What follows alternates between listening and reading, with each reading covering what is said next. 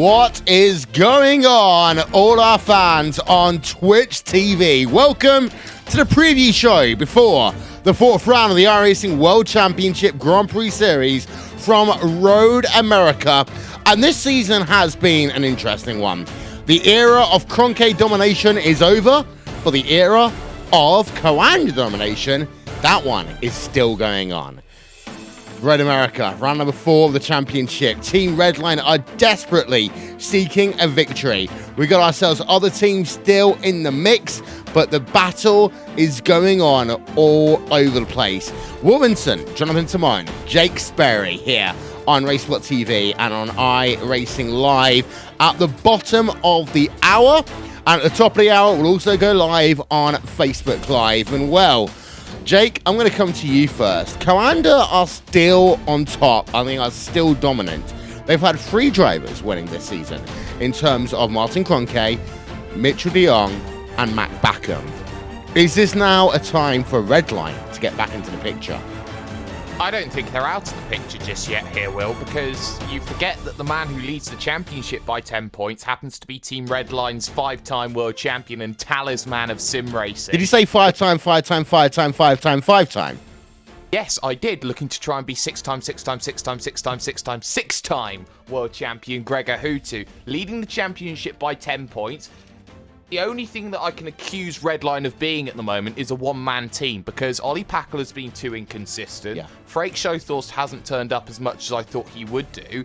And Alexei Usiakala turns up when the Dracula decides that someone wants to knock on his coffin in the morning. So I think it's a very interesting race, or an interesting season that we're going to have. And I think Road America, this is going to be the form setter heading into the mid part of the season. This is a Team Redline track, though, Johnny. This is a track that they've been strong at in the past. This is a track that Alexei Usiakala has run at in the past. This could be a turning point in the season. And that interesting thing is, Coanda's won all 3 races, but they are not leading the championship.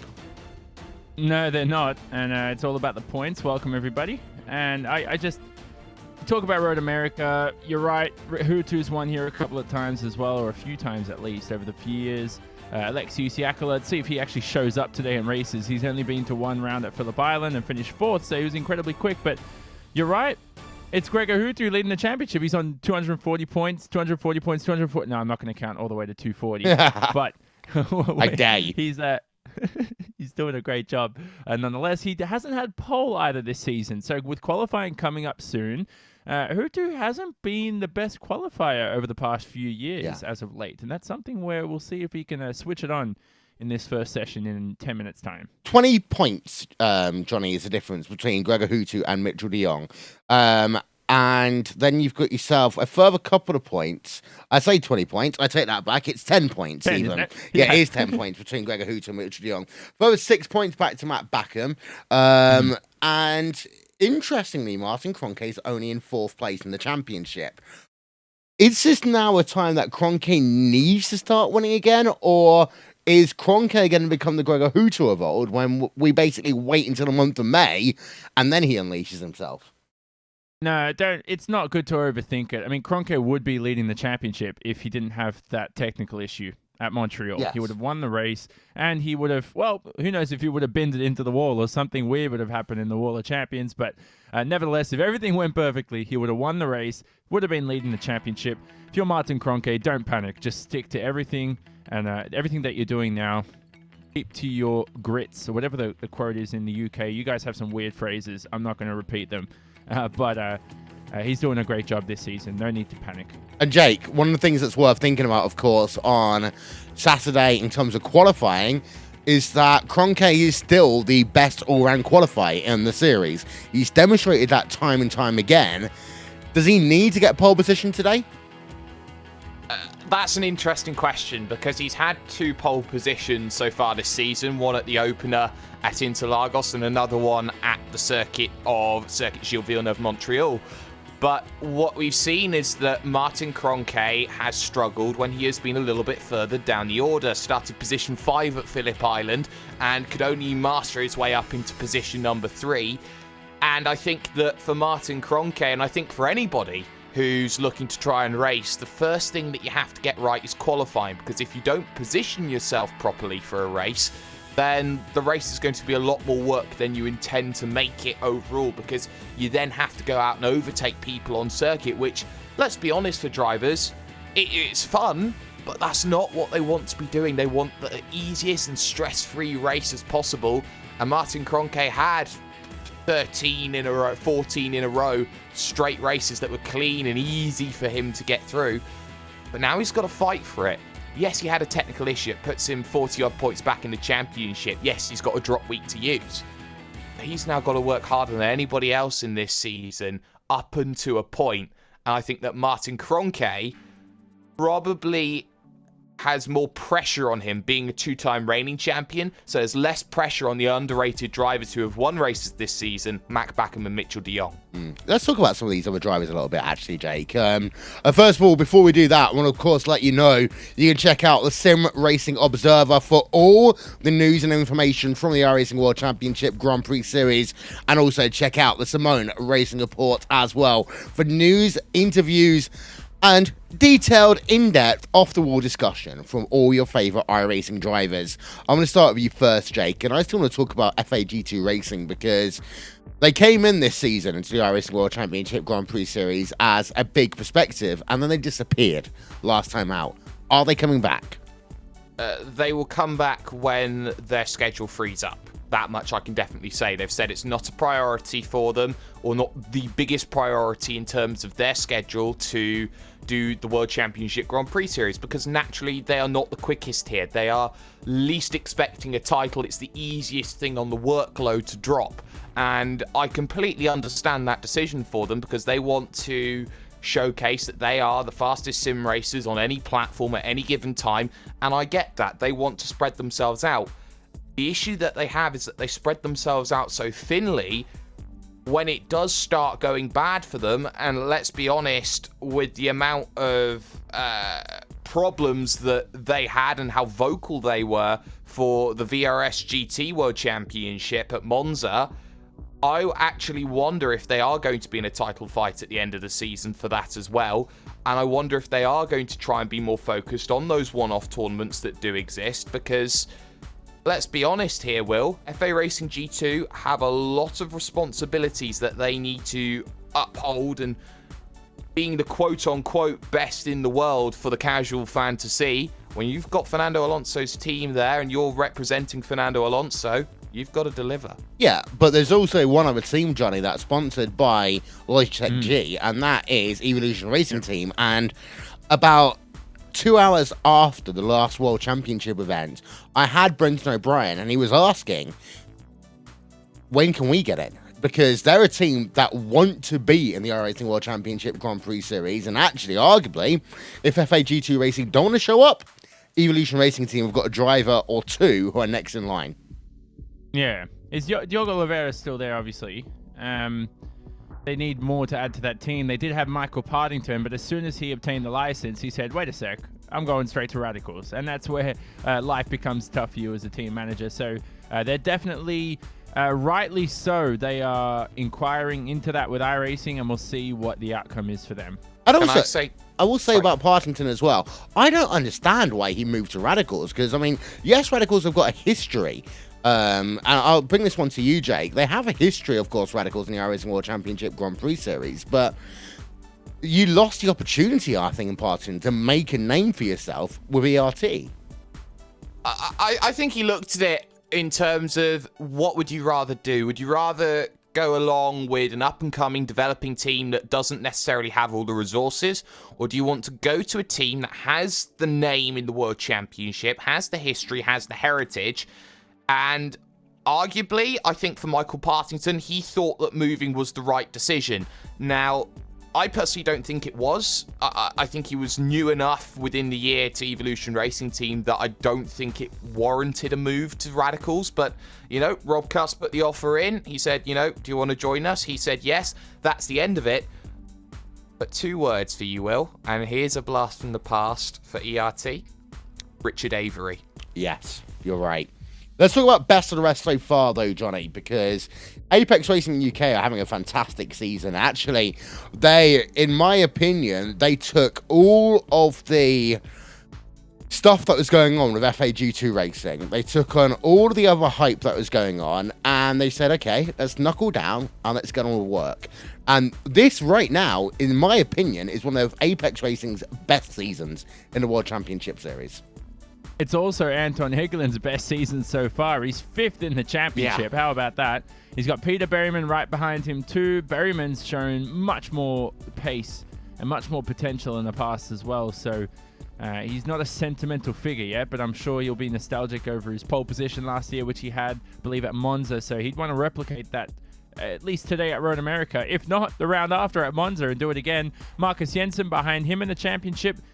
Let's not sugarcoat things. He is not a burst eSport driver. He's been in Apex Racing UK for quite some time. So some of the sort of culture is still wearing its effects on him and his performances there. And obviously, all on his own, individually, he has the pace. Behind him, don't forget Jamie Fluke, Kevin Ellis Jr. as well. How about that for Apex Racing UK? 4 drivers officially in the top 9 in the championship. And the Academy's coming back as well, Jake. The Academy is back even. So Apex Racing, after a year or so of them almost losing their way, I think they're back into let's do this mode. And they've seen the competition from VRS. They've seen the competition from the likes of ERT, for example. And they've said, okay, we've got 2 choices. We'll either go down fighting or we go out fighting. And they are pushing a lot of effort in right now. And Apex have traditionally been a team that if they see something that's really good, they want to try and do it for themselves. It's the reason why Apex Racing TV exists. It's the reason why the Apex Academy is trying to get back up and going again. I think that they understand that they want to make a business out of sim racing, and I think they are one of the teams at the forefront who decide that when it comes to business, they will go out there and they will make business. And that's no secret. And I think that the Apex Academy is going to do wonders. I think it's going to generate that development through the team, that turnaround that's needed. And I think that it's going to continue to produce some more great stars, some more great underrated stars that I think a lot of people don't normally go and look at. Because who did look at Sebastian Job when he was 14 years of age? Who did look at Marcus Jensen, who's now only 17? Who did look at the likes of Kevin Ellis Jr.? Apex are one of the best at scouting young talent and nurturing them up to a world championship level. Question then, Johnny. Are Apex the 3rd best team, or do they even have the opportunity to become the 2nd best team in the series this year? Well, I spoke to that with Kevin Ellis Jr. on my latest podcast on the Simon Racing Report, and he rightly said they're the 2nd best team. Because Gregor Hutu is not a one-man team. Oh, well, he is at the moment. But my point is that Gregor Hutu is leading the championship. He's a Team Redline driver. Well, where's the next Team Redline driver? Ollie Pakula, 17th in the championship. Alexi behind him in 18th. It's just, that to me doesn't sustain yourself as the 2nd best team at the moment with Team Redline. It's just, you got a great driver in Gregor Hutu, but we're talking team performances here. And collectively, it seems that Apex, with their commitment to the series and with the time and motivation they've had to test, they've been able to obtain P2 in the championship. So good stuff by them. And then, of course, in terms of other teams, last time out, what an incredible performance, Jake, by Kazuki-san. Kazuki Umeshima, again at Montreal, being fantastic. Was it a one-off? Well, we'll have to find out, because while you say Kazuki-san, I prefer Kazuki Gun, Will. And I think that when he is on form, he is one of the most dangerous people to have a bullet in the chamber with. He can be up there scrapping it out with anybody and racing hard. I think that Radicals Online are very, very good when it comes to that 1-lap pace on the fresh tyres. I think they still need to work out how they maintain their tyre life for the duration of a stint, because that is where they are falling down. That is where they are starting to struggle. Umeshima had a couple of false starts. Great run when it came to Circuit Gilles Villeneuve, but he's got to go and prove it again. A one-off right now, it stays. Road America, this is where Kazuki Umeshima's got to go right. Well, let's try and prove it's more than that. Indeed so.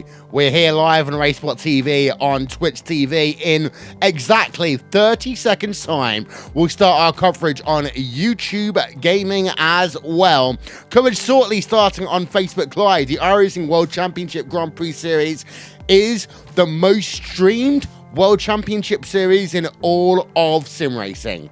It's one of the most prestigious in all of sim racing. It always has been, and it always will be. So thank you for those people on Twitch TV for watching our pre-race coverage, and we start now here on YouTube.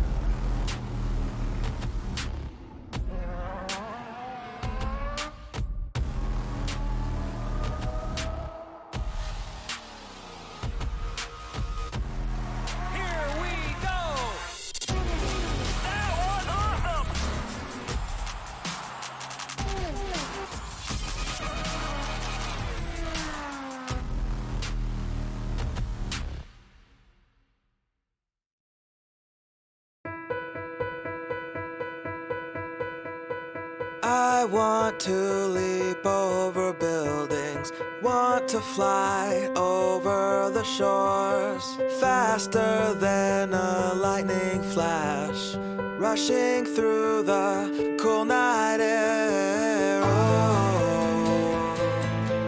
oh, oh. So start ignition, count to 0. I just wanna be a superhero.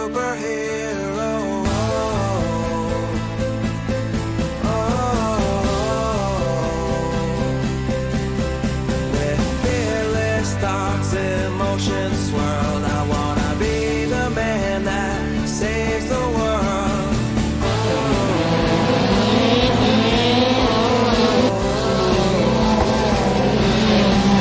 So start ignition, count to 0. I just wanna be a superhero.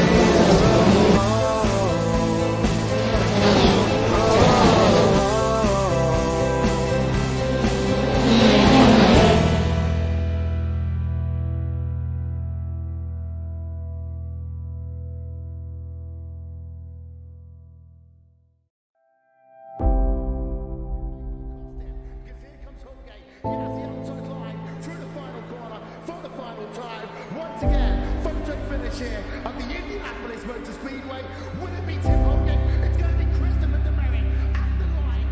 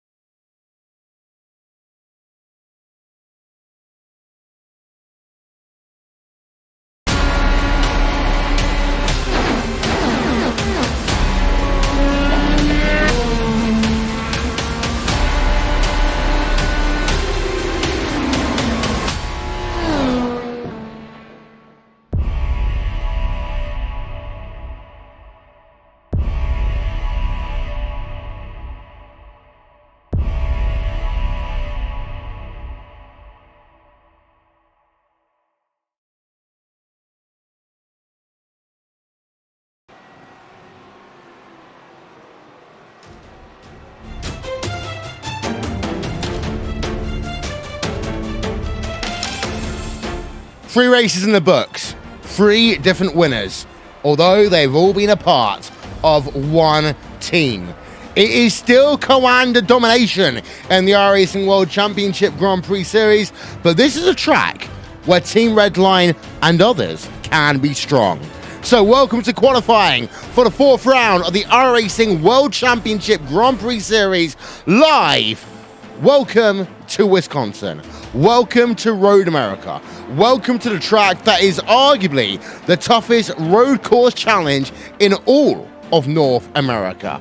It's a track that's got big braking zones, fast corners, and then little difficult technical bits for the hurry downs as well.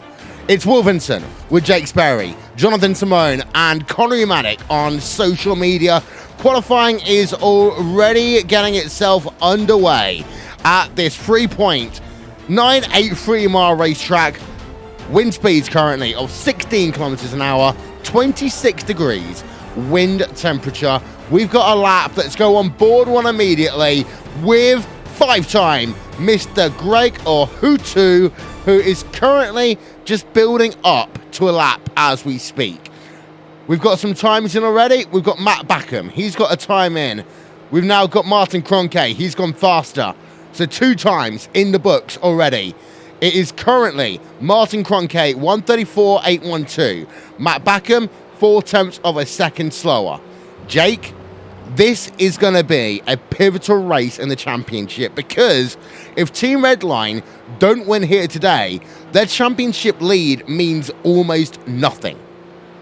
Almost nothing at the moment, but it's very crucial right now that Gregor Hutu sets this lap up through the final corner, turn 14 out on track, up the hill to start the lap at 290-300 kilometers an hour and push even further, looking for that run at turn number 1. We know that Team Redline have been a little bit inconsistent so far with their drives. Hutu's been fantastic, 3 straight second positions. Very wide, though, he went through turn number 1. So difficult. And with that being an off track, I believe he's going to have to sit and wait again. He's got one final opportunity, surely, Will. That is a big issue, actually, there for Gregor Hutu. And Johnny, we don't see those sorts of mistakes normally from the 5-time champ.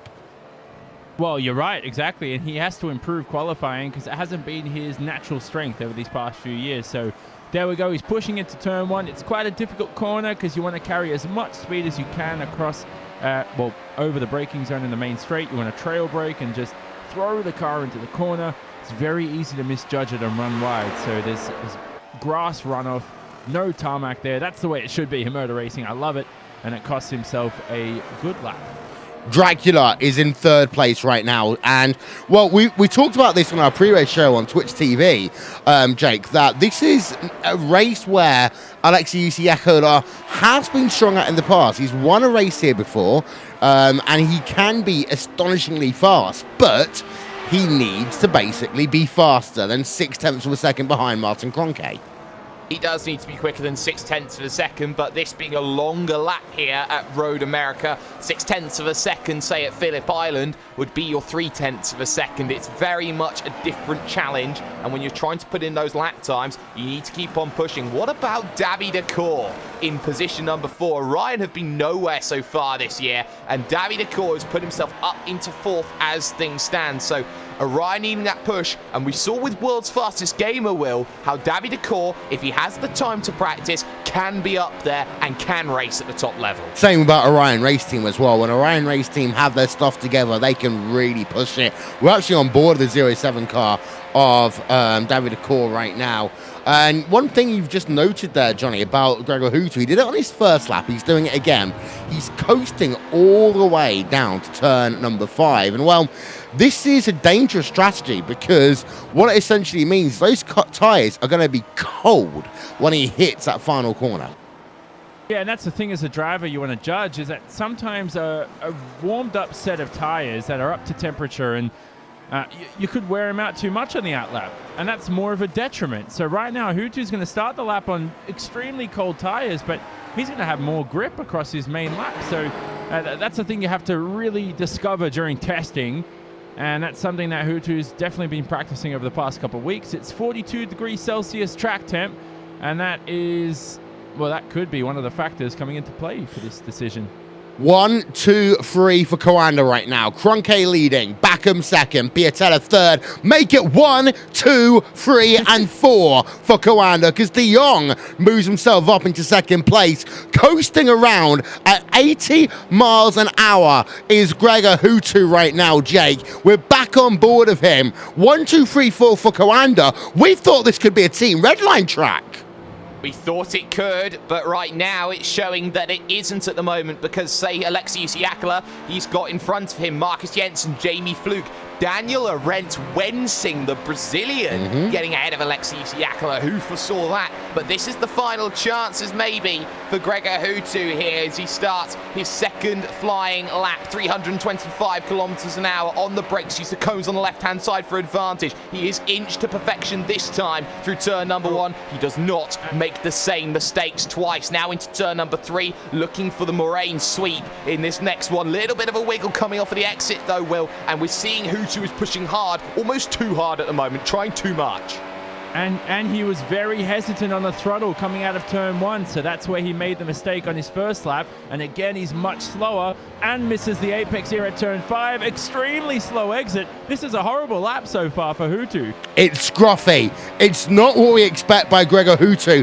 27.8 for the first sector. Through the hurry down section, he comes in. Towards the end of sector number 2, we'll see that time come up soon. But Gregor Hutu here has not got it together in that number 66 Fnatic Team Redline machine. Working through the carousel. Now down towards the kick. And this is not a good lap by any stretch of the imagination. This might not even put Gregor Hutu inside the top 10 if he's not careful.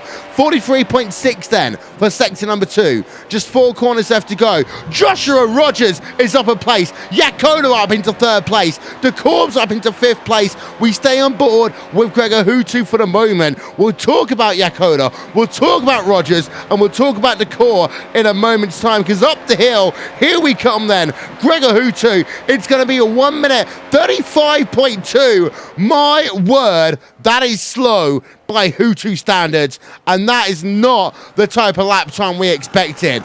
But Iaccola is up into 3rd place right now, Johnny, and for Iaccola, that saves something for Team Redline. Joshua Rogers, P4.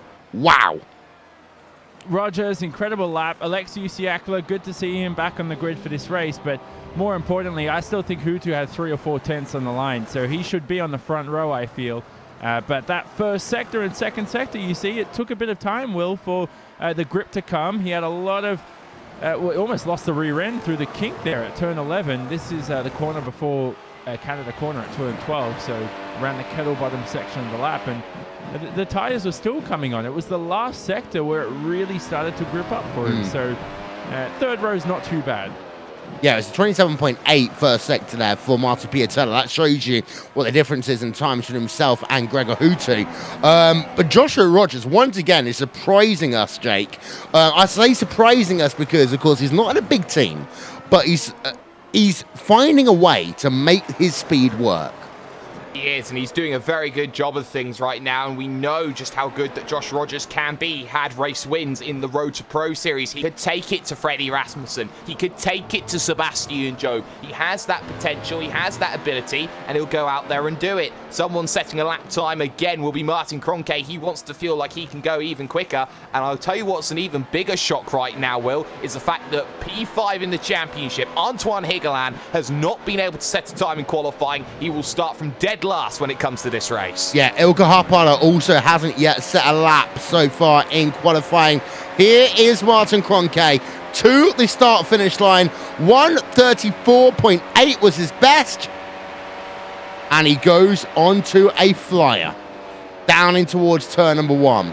Piatella back up into P number 4. Moves Rogers down 1 position, moves David De Corb down 1 position as well. As we turn our attention back up the field a little bit, let's pay attention to the driver of Mitchell de Jong as he works himself up the hill then towards the start-finish line. Is it going to be a time now for Mitchell de Jong? It's a 1:34.923. Not good enough then. He gets closer, but not close enough there, Johnny. And he's competing with his teammate for pole, and Kroenke still hasn't set his last lap time. So this is the iconic rubbing it in your face moment that Martin Croque has every single event where he qualifies so dominantly. Here he comes through the carousel. The left-hand side tires take such a beating through here, and with a heavy fuel load to start the race, it'll be worse. And then such an easy finish to the lap. I think this lap looks good, but I didn't get a good look at his first lap, so we'll see.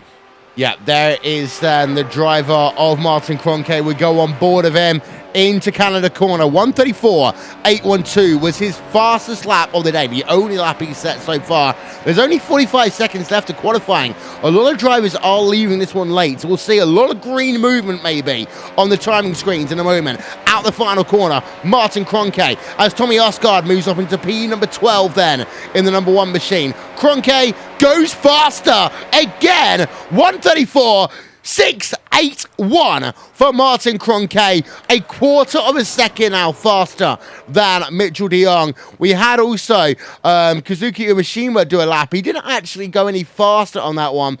Dion Vergers is just about to come past the start-finish line in P at number 26. Let's see, will the Orion Race Team number 90 machine go any faster? The answer is yes, he will. He's up into 23rd place. And also, we've now got ourselves Ilkka Haapala, who is not going to make it to the line. So Ilkka Haapala will start in P number 31 in this race today. Well, it's been an interesting qualifying, Jake. Again, an interesting qualifying. We've got ourselves a front row for VRS Commander Sim Sports. Then we've got ourselves Alexei Yakola in 3rd place. We've got Gregor Hutu in P number 7. Get this, behind an Orion Race Team driver and a Burst eSport driver. Could you imagine that? No, you couldn't, and Mac Backham in position number 8 will not be very helpful for Gregor Hutu, especially with the rivalry that the two have coined, which has continued on from last season and comes back to what happened at the circuit 2 weeks ago at the circuit of Gilles Villeneuve. This is a crazy qualifying. I didn't expect Davide Courts to be up there. Josh Rogers proving what he's got. Marty Piatella sorting out qualifying woes. Dracula number 3, position number 3. But right now, Martin versus Mitchell. I think Martin's got the upper hand for the moment, but this isn't all about qualifying. There's a race to come as well. Oh, yes. It's going to be a fun race here in the iRacing World Championship Grand Prix Series. And let's, first of all, take you through your results from qualifying.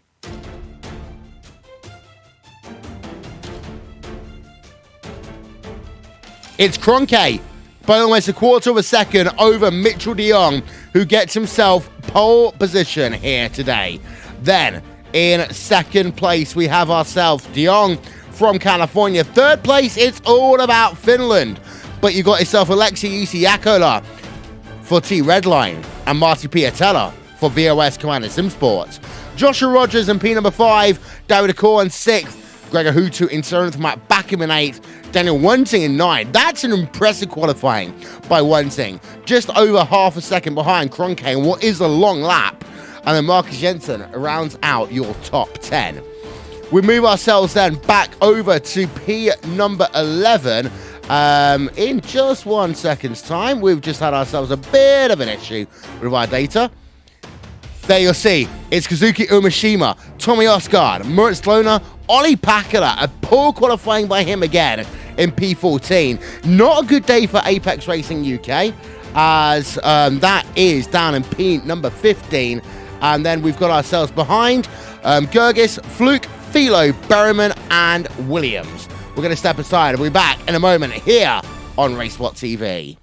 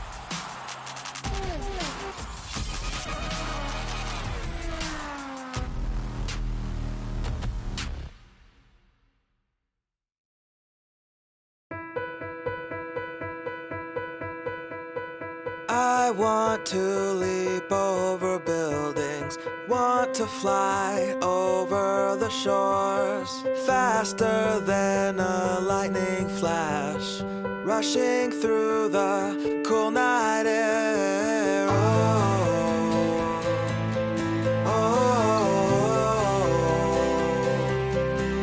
So start ignition, count to 0. I just wanna be a superhero.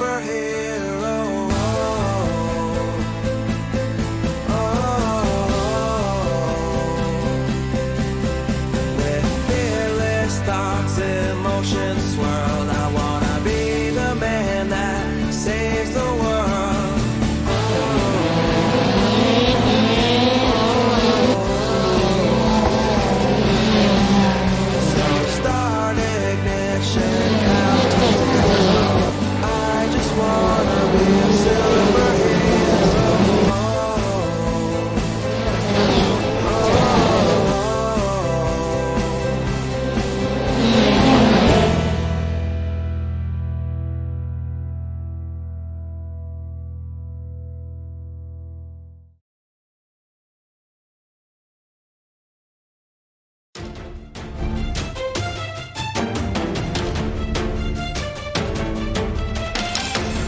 Welcome back, ladies and gentlemen. Also, welcome to our friends on YouTube Gaming.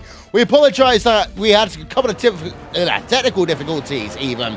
We want to start by showing you a lap here. This is a lap of Gregor Hutu as he was trying to do his second qualifying lap because he didn't actually make the first one here. And, well, Jake, he basically was just so slow through Sector 1. Johnny talked about it a lot. But he just missed apexes. He was almost worried. I'd say nervous, because I've never seen Gregor Hutu struggle in qualifying the amount that he has done today at Road America. He had the issue with turn number 1 where he pushed too hard in the opening lap, and it seemed that he overcompensated on his second lap and undersped through that first corner. He then had a big wiggle coming out of 3, which was never going to be useful, and then into 5 he runs incredibly wide and misses his braking point. This is a Gregor Hutu that is mortal, that is nervous, that is struggling with his qualifying. He's back in position number 7, and traditionally when Gregor Hutu's been in the pack wheel, we've seen some crazy incidents, and Hutu seems to be like a magnet and gets involved in it. Yeah, Johnny, you noticed a couple of things. First of all, he was going very slowly on both his outlaps. Of course, on his first lap, he was just ran wide in turn number 1, had to abort the lap because he went off track. This time, the second time around, his second and third sectors weren't that bad. It was just Sector 1 that killed him. Yeah, exactly. Turn number 1, it sounded like he backed off the throttle, but it may have just been a gear change. It's difficult to read in terms of the audio there. But turn 2, rear end, no grip through that corner whatsoever. Missed the apex at turn 5, as Jake said, down the marine sweep in the braking zone. And even through the kink at turn 11 towards the end of the lap, he was losing the rear end. So I don't know what that is. I don't know if that's the slow out lap. Possibly yes, because it was so extreme. I hadn't seen any other driver deal with any issue throughout qualifying, the same issues that Hutu had. But if he puts, if those issues carry on to the race and it has nothing to do with tire temperatures, I think they will be compensated for with a heavier fuel load at the start of the race. And you got that heavier fuel load, it will stabilize the rear of the car, and I think it'll be a lot easier to handle. But I definitely think Hutu has the pace to be on the front row. He just didn't nail the qualifying lap. Okay, now let's talk about some of the other drivers in the field. It was at one point, Jay, a 1, 2, 3, 4 for Coanda. It didn't end up that way, but they have still got themselves 3 drivers inside the top 4. It's what they wanted, and crucially enough, Martin Kroenke and Mitchell de Jong are on the front row, so they won't have too many troubles off the start. It will be a battle against each other. Martin Piatella looked fantastic in qualifying. We didn't see too much of his times, but he's always like an assassin. He silently puts himself up there, and position 4 is where Marty wanted to be, and now where Marty is, it's up to Piatella now to go and push on with the qualifying efforts that he's had. But I have to say, it wasn't the greatest qualifying from Mac Backham. Position number 8, third in the championship, and looking to make that push against his rivals. this has everything saying Mitchell de Jong leads the championship coming out of this event, because Mitchell de Jong, on home soil, mind you, is doing fantastically. He's doing a fantastic job, actually. Josh Rogers, David Accor, both fantastic qualifying by them here today. Josh Rogers, again, that number 92 machine has just had an absolutely fantastic performance, Johnny. And it's showing that you do not need to be the biggest team in eSport sim racing in order to be one of the fastest. No, definitely not. You just have to impress individually is number one. If you have the pace individually and you can set up the car yourself, that's very, very important. But some people think they can get away with it. Guys who are very, what's the word? Is it people who work? I'm having a brain lapse here, Will. You know, people who are interpersonal, I think. Is that what you call it? People who are able to work on their own. Yeah. But, yeah. But when you join a team, and let's say you join a team like Apex Racing UK, a lot of drivers there, we all know that. Man, you don't realize the potential you extract out of yourself. Not just on the track, but off the track as a human being. You develop your character, and you enjoy sim racing a whole lot more than just being on your own, lapping on a server with no one around for 2 hours straight. Let's talk about David Accor for a second as well, Jake, because David Accor is one of those drivers that often doesn't get the credit he deserves. And we talked about the way that they worked in World's Fastest Gamer, and how Orion Race Team and the likes of David Accor, when they have the ability and the time, the opportunity to show up, they can still be dangerous. And this is what I love about Orion. Never, ever, ever put them out of the picture. No, I don't think you can take Orion out of the picture. I think they've been fantastic in the way that or David Accor definitely has been fantastic in the way that he's bounced back, in the sense that his ability to go from absolutely nowhere in the opening 3 rounds to suddenly vaulting up into position number 6 in qualifying, I think that's amazing. I think this is David Accor where we want to see him. David Accor when he is pushing extremely hard for great qualifyings and being only half a second off a pole position. I think this is the David Accor that a lot of people wanted to see outside of World's Fastest Gamer. We're finally getting it, and the potential for the Frenchman is starting to be attained. Spent a lot of time on our pre-race show talking about, Jake, Apex Racing and how good they've been so far this season. And then I look through and they're not anywhere inside the top 9 at all. What's happened with Apex Racing today? I don't think they suit the circuit. Kevin Ellis Jr., 35.3. Jamie Fluke, 35.3. Peter Berryman, 35.4. I think they were looking for a certain area of pace to start off with, and I think they've just been completely caught out by things, Will. I think it could be something to do with the track temperatures. It was incredibly hot in qualifying, and I think that it leaves Apex on a really difficult platform to stand on. Do I think they'll gain positions in the race? Yes, I think they will. But I think they're going to have to be clever now with their strategy. We know they have that potential to do so. The issue, though, is they've now got to fight through the field, the likes of the Ollie Packelas, the Moritz Lohners, the Tommy Erstgaards. That's going to be difficult for them. Especially, Johnny, if you are the number 18 machine of Antoine Hegelin. I know, that's... Oh, God. You just have to rub it in his face. I mean, he's 5th in the championship coming into this round. We should sponsor his onboard cam or something this race, because it's going to be displayed a lot making his way through the field for sure. Okay, it's time for everyone to give me a winner. I'm going to introduce at this point, by the way, social media guy, Connery Maddock. Hello. Who's your winner for this event today? I'm just going to go with Kroenke. No explanation needed. Jake. Dracula. Johnny. I'm going to go with Kroenke too. Have we done that before the season? 2 people going for the same driver? I think so. You guys are finally starting to agree with each other. That's all I'm happy about. Ladies and gentlemen, thank you so much for being a part of our pre-race coverage here. Oh, where's your pick? I don't ever do picks. I never do picks. You should know this by now, Johnny. I've done so many years of you. Who's your Formula 1 pick for Q3? You got 1 minute. Let's go Vettel. Let's say Vettel's going to get it. Thank you so much, ladies and gentlemen, for being a part of our coverage here for the 4th round qualifying of the iRacing World Championship Grand Prix Series. When we come back, it will be time for the race. on YouTube Gaming, on RaceSpotTV, on iRacing Live, Twitch TV, and Facebook Live. That was the track conditions at qualifying. 26 degrees in the air, 16 kilometers an hour. When we come back, it might all change. So stick with us here on RaceSpotTV. 4 races of the iRacing World Championship Grand Prix Series will be completed in the next 2 hours, and all 3 so far have been exceptional. Let's make it 4 fantastic races in a row in the biggest series in esports for open wheel cars. We'll see you in a bit.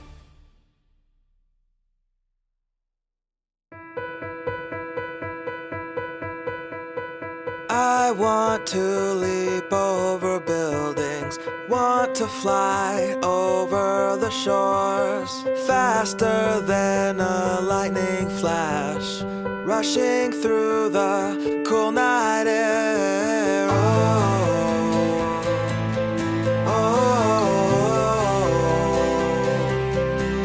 So start ignition, count to 0. I just wanna be a superhero.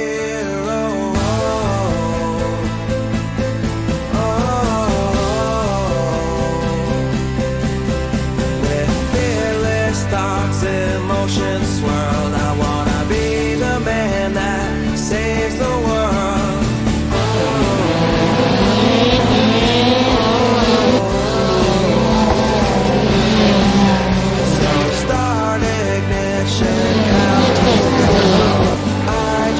Wanna be a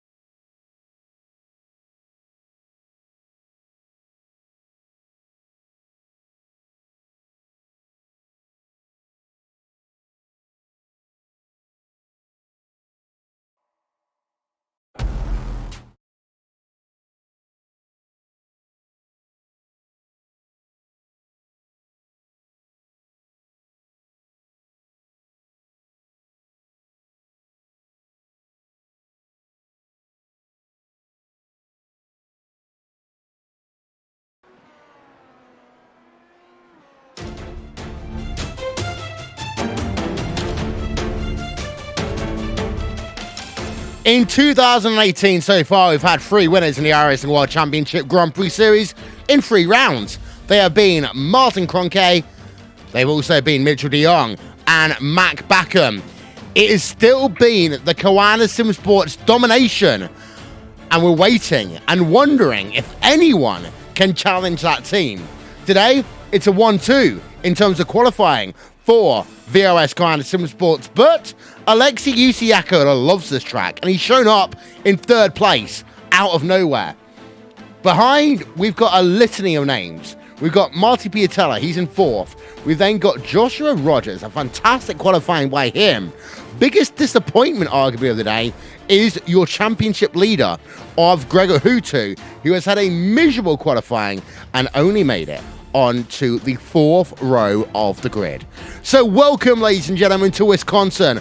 Welcome to the home of the Cheeseheads, and welcome to the 4th round of the iRacing World Championship Grand Prix Series. Wolvenson, Jake Sperry, Jonathan Simone, Connery Maddock on social media, and we have got a lot of fun ahead of us. First thoughts there, Johnny. First thoughts, I am looking at the track temperature, 42 degrees, carbon copy of qualifying. We're looking at the same 2 or 3 stop strategies today, so look out for drivers who split that. 1 stop, possible, depends. It's only a 47 lap race, so it'll be hard to judge until those second stops come into play for sure. Really excited for this race. The grid is shuffled, Will, apart from the top couple of drivers. Alexei Usiakola in 3rd. He could provide some spice to the action if he can get ahead of the Koanda cars at the start. Don't forget, it's sort of a medium-ish run down to turn number 1. It's not the longest of the season, but it's not the shortest either. Yeah, and Jake, the thing about turn number 1 here is that it narrows down very quickly. We have seen issues in the past in the first lap of races here. We have seen also pile-ups actually coming up the hill, and that's also a thing worth noting. The final lap, if the drivers don't save enough fuel, they can run up the hill and they can fall all the way back down. And I think the bigger issue for turn number 1 is the fact that we got a southerly direction wind. That's going to be a tailwind heading into turn number 1. They're going to get a massive boost into that first corner. So I'm not surprised to see Gregor Hutu have his issues in qualifying. I'm not surprised at the fact that drivers are going to be struggling into that first corner and maybe pushing a bit too hard, because there's a lot of corners here. It's a very much a 90-degree flowy circuit. The one thing you could argue that Road America lacks is a definitive slow hairpin on this course. Because of that, there's a lot of pressure on these vehicles when they go through the mid to high speed corners, which there are a lot of here on this circuit, and that's going to mean that the wind plays an ever more present factor when it comes to the racing today. Yep, social media, we've got Connery Maddock with us here today. Well, Connery, you've had your work cut out in the first 3 rounds of the championship. We've had breathtaking fights, breathtaking finishes. What do you think the fans on social media are thinking about today? I think if you're watching this race, you've got to be looking at Gregor Hutu starting further down the field that we usually see him, and let's just see if he can work his way all the way back through the field. I did mention it on Twitter that, and you mentioned it in the pre-race as well, this is typically one of Team Redline's favorite tracks. They had a bad qualifying, but let's see what they can do in the race here. Maybe their race pace is a little bit better, as is usually the case. Yeah. And race pace will be all the rage here today, because we talked about it already. It could be 1, it could be 2, it could be 3 stops. The safe money will be on 2 here today as we look at Gregor Hutu. But in my head right now, Jake, I've got a race. 1998 Hungaroring. Michael Schumacher. Yes. Yeah. I think that you do, and I think that definitely comes into mind when you get into this race, because it is going to be about how do I get back through the field. A lot of drivers haven't had the best of qualifyings. Apex have been off of the pace here today, and they need a lot of work to get back through, especially a certain Antoine Higeland, who's got his championship position of position 5 to think about. I think this is a chance for a lot of names to step up to the plate and show what they're worth. I also think today, Will, that there is a chance that we may see a few drivers unhappy when they head towards the quoted month of May. Yes, indeed so. Let's run you through then your starting grid for this afternoon's race, the 4th round of the iRacing World Championship Grand Prix Series. And out front, it is Martin Kroenke who leads. by almost a quarter of a second over Mitchell de Jong in terms of those qualification results. Alexei Usiakola, Marty Piatella, they are row number 2 here today, an all finish front row. Second row of the grid even. As we cycle on back, you'll see that you've then got Joshua Rogers, David Akor, and then Gregor Hutu, Mac Backham on the 4th row. And don't forget, Hutu and Backham have had their issues over the course of the last couple of weeks. Further back, you've got yourself Daniel Arndt Wensing, fantastic qualifying by here. Marcus Jensen, a fascinating 5th row. They could disrupt the apple cart here today. Kazuki Mishima, Tommy Oscar, they are row number 6. Row number 7, Moritz Lohner and Ali Pakula. Row number 8 is Kevin Ellis Jr. and Pastas Gergis. And then you got yourself Jamie Fluke, Mo Garfilo, Peter Berryman, and David Williams rounding out your top 20. As the rest of the qualifying results come up on your screen. As we speak, there are 31 drivers who are going to be racing here today. 2 didn't set times, Antoine Heglim and Ilka Happala. And now we wait. It's that famous phase of the race where we sit there and we think about what is going to happen next. And we don't know what is going to happen in this 4th round of the iRacing World Championship Grand Prix Series, because it's been so interesting so far. We've had so many storylines. We've got the Coanda streak continuing. It's been over a season now that Coanda have won every single race. But Martin Kroenke has at points looked vulnerable. They are now lining up on the starting grid. They are getting ready to go racing. The lights are revved. The lights are green. We are live. We are green here at Road America as the cars, they will storm themselves now down in towards turn number 1 for the first time. There's a little bit of jostling, a little bit of movement going on track. But Martin Kroenke has not had himself the best start to this race. He's lost himself 2 places already. One driver who has also had a pretty bad start was Alexei Usiakola. From the race lead, Martin Kroenke is down into P number 4, and there's stuff going on all around the track. We've got a big crash down the rear part of your field. We've got 4 drivers involved: Moritz Lohner, Ollie Pakula, David Akor, and Marcus Jensen there, Jake. Yeah, and that was a big one because that was all started by Marcus Jensen and co. As David Akor was stuck on the outside in through turn number 3, and it was just a case of he lost it on the exit of the corner. Jensen nowhere to go, spears back across the circuit, everybody running into issues, but crucially enough, it is Martin Kroenke who's also had a bad start. He lost the lead to Mitchell de Jong, and what a start. No, that's Hutu almost turned around, and he almost gets contact with Backham. Wow, so it's all going off there. Let's get ourselves a look first at this incident with Hutu, Johnny, because what a crazy first lap we've had to this motor race. Yeah, Hutu and Rogers, Hutu just slowed down on the apex and Rogers collected him, so just a slight tap can do damage there at the carousel, and Hutu now, he's fallen back just a couple of positions from that, so not the end of the world. Yeah, now let's go back and let's have a look at the start of what has been a crazy one.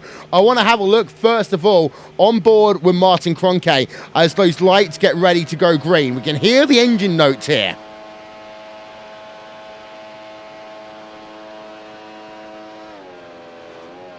Oh my word, he just bogged himself down on the line there, Johnny. Yeah, people had really different starts as well. Piatella had a great jump. Daniel Arndt Wensing, though, if you look at him into turn 1, I'm not sure if he missed his braking point. It was overly aggressive, but it paid off for him so far. He's now down in 11th, but he just stormed into the first corner and avoided contact. Hutu was one of the drivers around him. Yeah, and they were going 3 wide down in towards turn number 1. You can see Hutu and Rogers, they were going side by side, and wow, that was Wensing then. He completely overshot. He got taken out then. Gregor Hutu down at the start of that motor race. Let's have a look one more time now. Let's go on board with Gregor Hutu at the start of this one. There's the first incident, down in towards turn number 1, and then there's going to be a second. You see then the driver Wensing just storming down his inside. I mean, Hutu, he's the luckiest man in the world right now, Jake, just to be on the racetrack.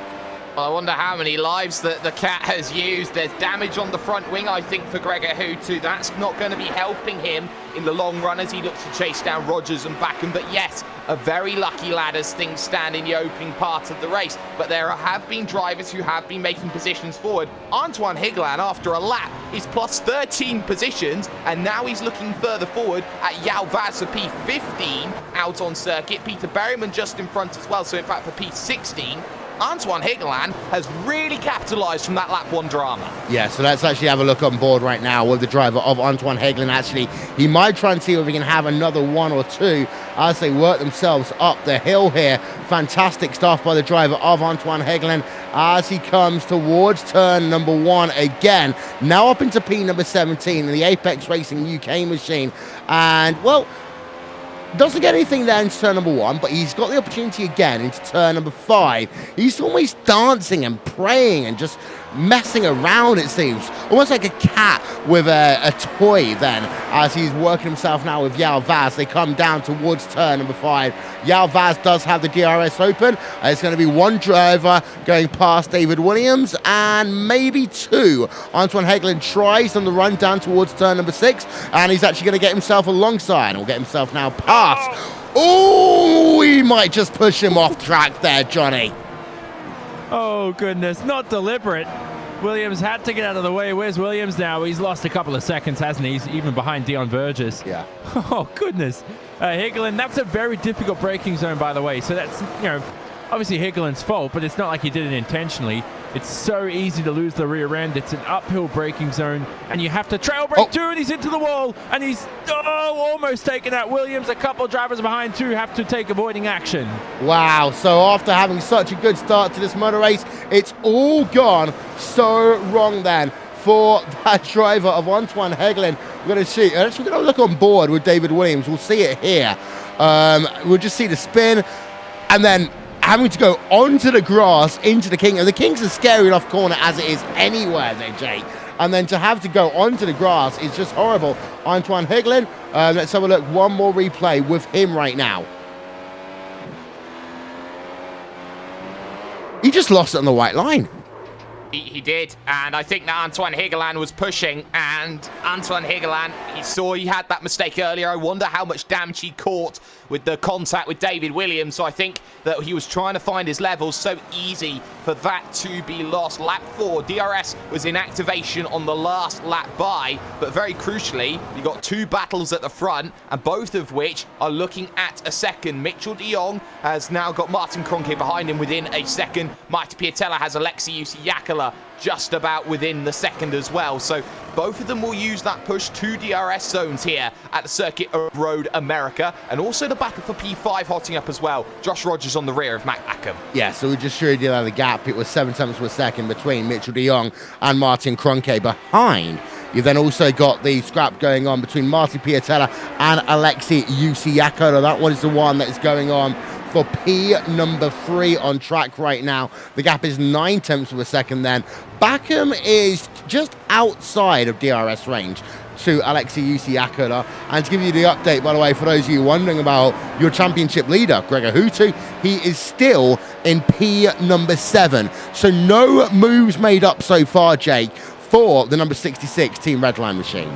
No, but he's got the number 1 machine behind, hounding, and that is, of course, VRS Coanda SimSport newest recruit. It is the Norwegian Tommy Østgaard, and Østgaard wants to make a name for himself. How do you do that? Well, you start attacking the 5-time world champion. That's how, into turn number 1. Never going to be close enough to make the move. Trying to also gap himself from Umashima, Jurgis, Wensing, and Ellis Jr. all there in the mix. So I think that Tommy Østgaard wants to make the move now more rather than later. He is +4 for the day, though. Right now, he wants to make that position number 5, but the issue that he has is that Hutu is just about in range of Josh Rogers, enough so that Østgaard has to wait. Yeah, we've seen before that the DRS doesn't always work as well for the Team Redline drivers when they're in traffic, and actually that was one of the biggest issues last time out in terms of Team Redline sometimes struggling when they're in that traffic. However, what we've got right now is Østgaard. He is pushing, but he's not able to get close enough to the rear of the number 66 machine of Gregor Hutu. Behind,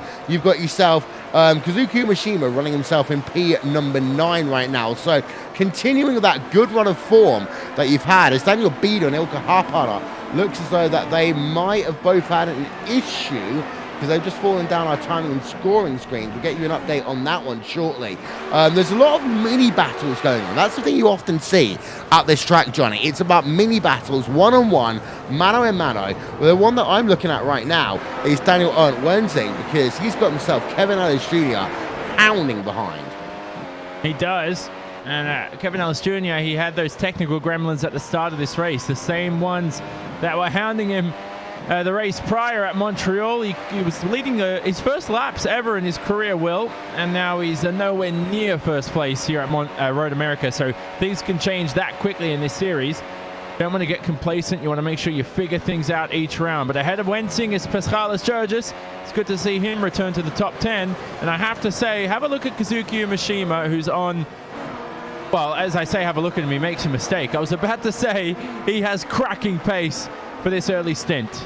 Yeah, he's got the DRS flap wide open right now.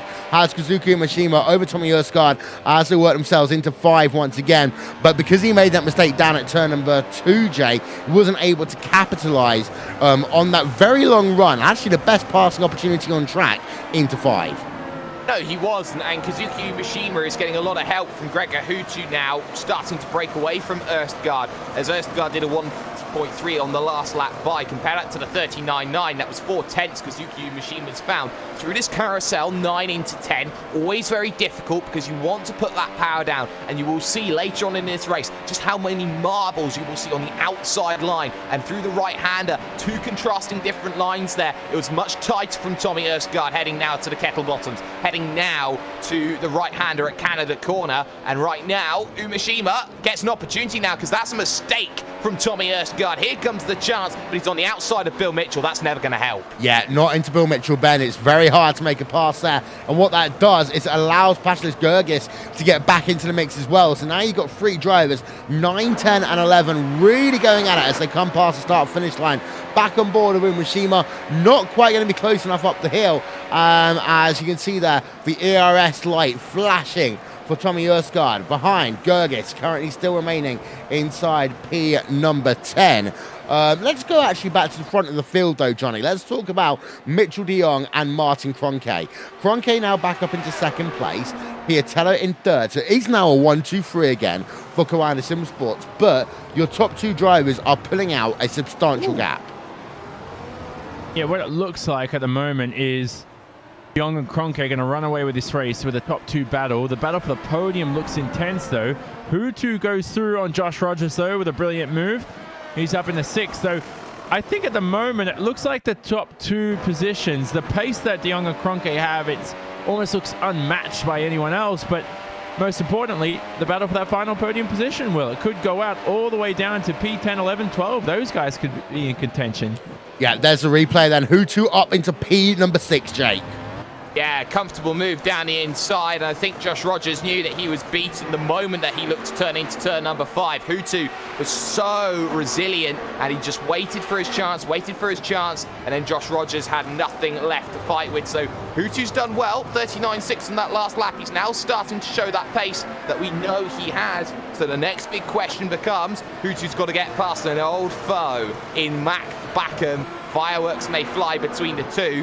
But I wonder, Will, if this is going to be a 3-stop versus 2-stop race, because the times already for Mitchell de Jong have gone off by a second in 6 laps. Yes, 139.873 last time by for Mitchell de Jong. Compare that to a 138.822 that has been his best lap of the day. Similar situation, really, for the driver of Martin Kroenke. Let's get this one up on your screen then.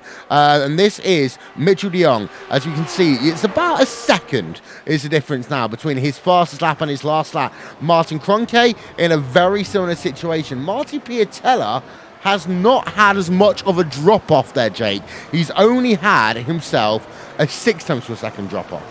And that's just indicative of his style. He's very much a smooth operator. If ever there was the word, as Alexei Usiakala goes off behind, he was pushing to try and get to Marty Piatella to break the Coanda lock on the podium. So Alexei Usiakala, he's pushing hard, but I think that's Matti Piatella's style. He loves saving those tyres, and we've seen him go for the 2-stop and the 1-stop in the past. So I think Piatella will be on that alternative strategy, the 2-stop today, to try and get his nose in between Kroenke and De Jong, who currently sit 3 seconds down the road, if not 4. Yeah, Roger's still doing a good job though. He's lost that position, that 1 position to Gregor Hutu, but he still remains in 7th place in that Burst eSports car. Having a look, retirees from this event, let's run through them very quickly. Moritz Lohner is out, and Marcus Jensen, David Acor, Oli Pakula, Ricardo Orozco, Jamie Fluke, and Antoine Hegelin. Most of those drivers, of course, Johnny, was down to that first lap, but again, the likes of David Acor, Oli Pakula out of the event early on does not bode well, not even for their championship in terms of retaining a license at this point. No, it doesn't. So they have to think of the big picture. It's ultra important. The big picture of this race is that 3-stop strategy. It opens around lap 11 onwards. So you'll see drivers entering as early as that point in this race. Kroenke was within 0.2 of De Jong Will going into turn number 1. He did butcher the exit of turn 3 onto this very long straight. I love the downhill braking zone here at turn 5. And then look at how the track rises. This is a very unique challenge road America. It's a long lap too as well. And this is a corner at turn 7. I hate it. You just want to go full throttle through there, but if you do, you're going to end up in the concrete wall. So you can't do that. You can try. It's a bit like, in some ways, it's a bit like trying to master a Rouge back in the day, but you can't. You may be in qualifying if you're very lucky, but never in race pace. You just can't. You don't get the grip or anything. I will say one thing, though. Alexei Usiakala have been riding on board of him. He does have a big wiggle, though, on the exit then of the carousel, Jake. I was about to say that he was going to put the pressure on Matti Piatella. He can't do so now this lap. He's lost his opportunity. Yeah, and the dirty air effect certainly comes in through the carousel. It's one of the toughest corners to get a run out of because you're always scrapping with the dirty air effect, the turbulence, as you try and go through. And I think that Alexei Usiakala's got to have the better run, the better opportunity at turn number 4. Pay attention, though, back to the front of the field because Martin Kroenke is relatively within range. He needs to be within about 0.3 of a second. And on that lap, he was a lot slower. 140.2 meets a 140.1. The gap opens to half a second. So if he wants to challenge here on lap 10, he's got to make a really bold effort of things. I'm not sure he's in a position at the moment to do so. I think he may want to wait for the stops to happen before he decides to try and make a move or not. But it is worth noting that your top 2 drivers are continuing to pull away from 3rd, 4th, 5th, etc. on track. Last time by, Piatella was almost 0.3 of a second slower than Martin Kroenke. And the previous lap attempt slow, yes, he was fast on lap number 7, but in the big picture side of things here, it is your top 2 drivers. They are breaking away in the 4th round of the iRacing World Championship Grand Prix Series. Don't forget, live timing and scoring is available. Visit RaceSpot.tv/timing. You can also get social alerts /RaceSpotTV on Facebook, at RaceSpotTV on Twitter. Having a look right now, and the battle going on between Matt Backham and Gregor Hutu. Hutu has closed, but then he can't do anything, Johnny. He's stuck right now behind the driver of Matt Backham, and you've got to wonder how hard Hutu is going to try and force the overtake. Yeah, I mean, you're right. It's a decision he has to make. If he's going for a 3-stop, now would be a good time to undercut Matt Backham. They just have to consider that. The lap time and the pace, it's not too bad, is it? We discussed it before. Hutu a 40.5 last time around. His best lap at 39.5. So definitely looks like a 2-stop race in terms of pace at the moment.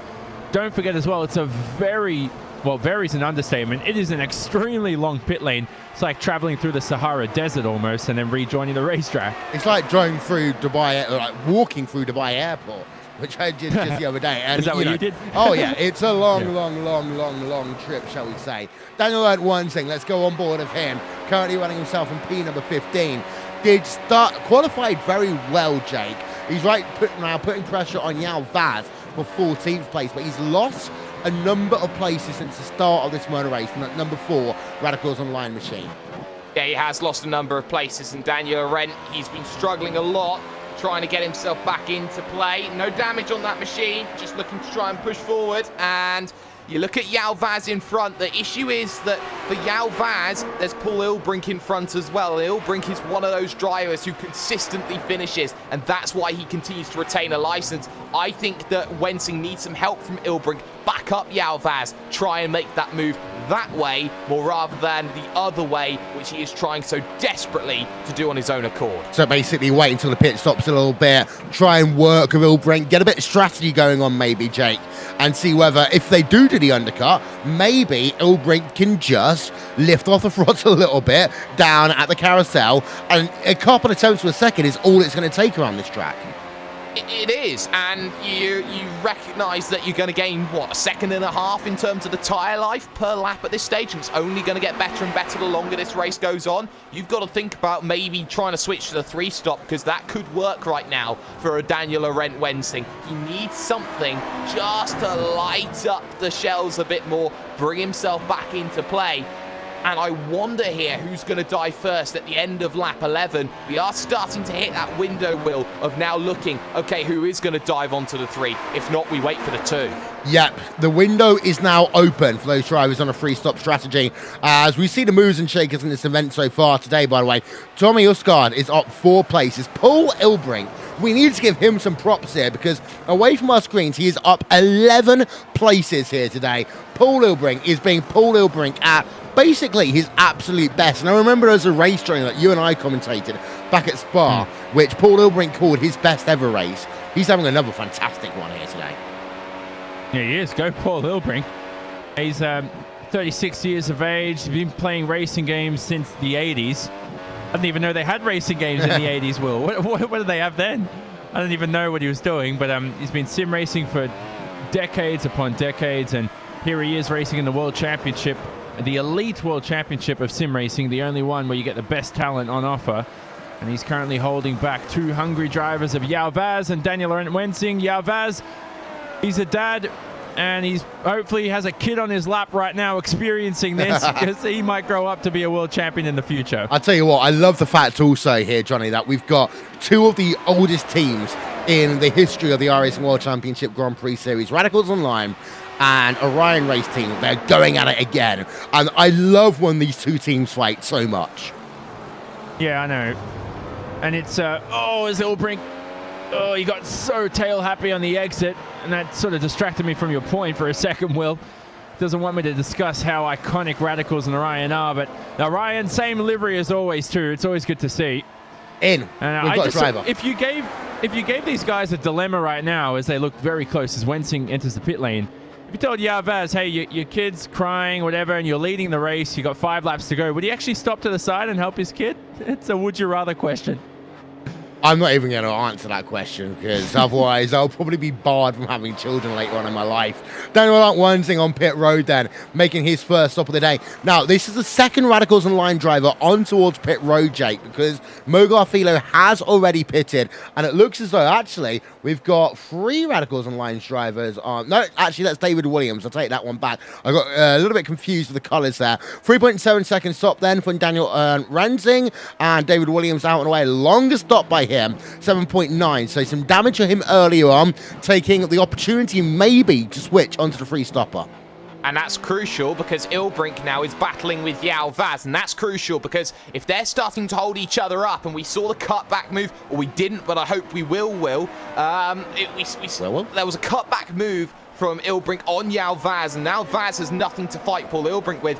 Perfect for the driver of what is going to be that of Daniel Laurent Wensing. But you look at that, you think, okay, time to get the hammer down, time to get on thinking, time to get on moving. Same can be said for the battle P3 backwards, because now the Backham train has just caught up with Alexei Usiakala and Marty Piatella. Time to think, if you're Mac Backham, okay, time to pit. We can gain some positions now. I don't want to be stuck behind the Dracula, especially when he can back me up into the 5-time world champion and championship leader. Yeah, indeed. So, Gregor Hutu in P number 6 right now. We're on board with Matt Backham. Hasn't made a pit stop here today. And, of course, is now 14 laps into his stint. And in terms of that strategy here, Johnny, a 2-stop to a 3-stop strategy is not many laps between them. There's only 47 laps in this motor race.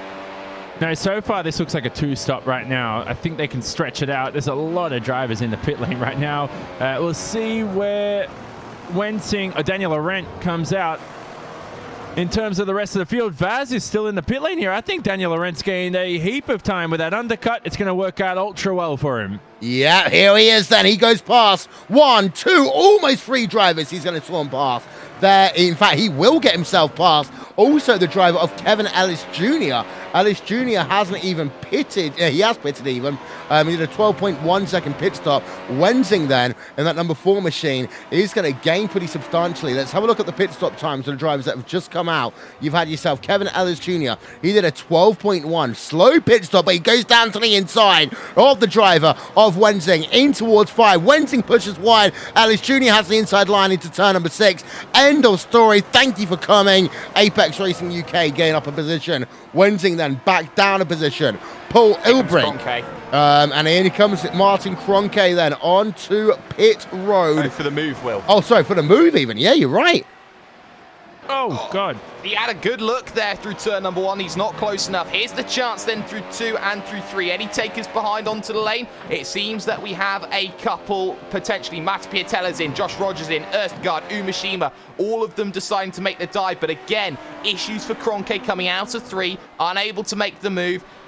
And I think he doesn't want to pass at this stage, Will. I think he's content to sit behind and try and force Mitchell de Jong to pit first. And he can very happily sit and wait and do that. But the longer they sit and wait and do it here, Will, the more chance there is of these drivers behind making that pit stop and going, well, okay, we're going to try and undercut you. Could you imagine if Marty Piatella wins this race? 4 different Commander drivers winning in the first 4 rounds of the championship? I mean, that would just be absolutely insane, Johnny. As Rogers... Go on. Yeah. No, I was going to say, it's like 2012 Formula 1. We had, what was it, 7 different race winners. And even that race, even that season, sorry, if you clutch at straws and some races went different ways, you could have had 9 different race winners to start that season. But anyway, Josh Rogers here, he's, well, country mile behind Marty Piatella. The top 2 is interesting. I'm pretty sure as teammates, you know what the other teammate's strategy is, unless you faked it and gave him some fake numbers during the week, which I've done before. Sorry a few of my teammates who I still love. But if they go through the final corner, this is the deciding moment. Kroenke continues away. It looks like they're really stretching this first stint to the max. Yeah, so they look as though they are going to go as long as they possibly can.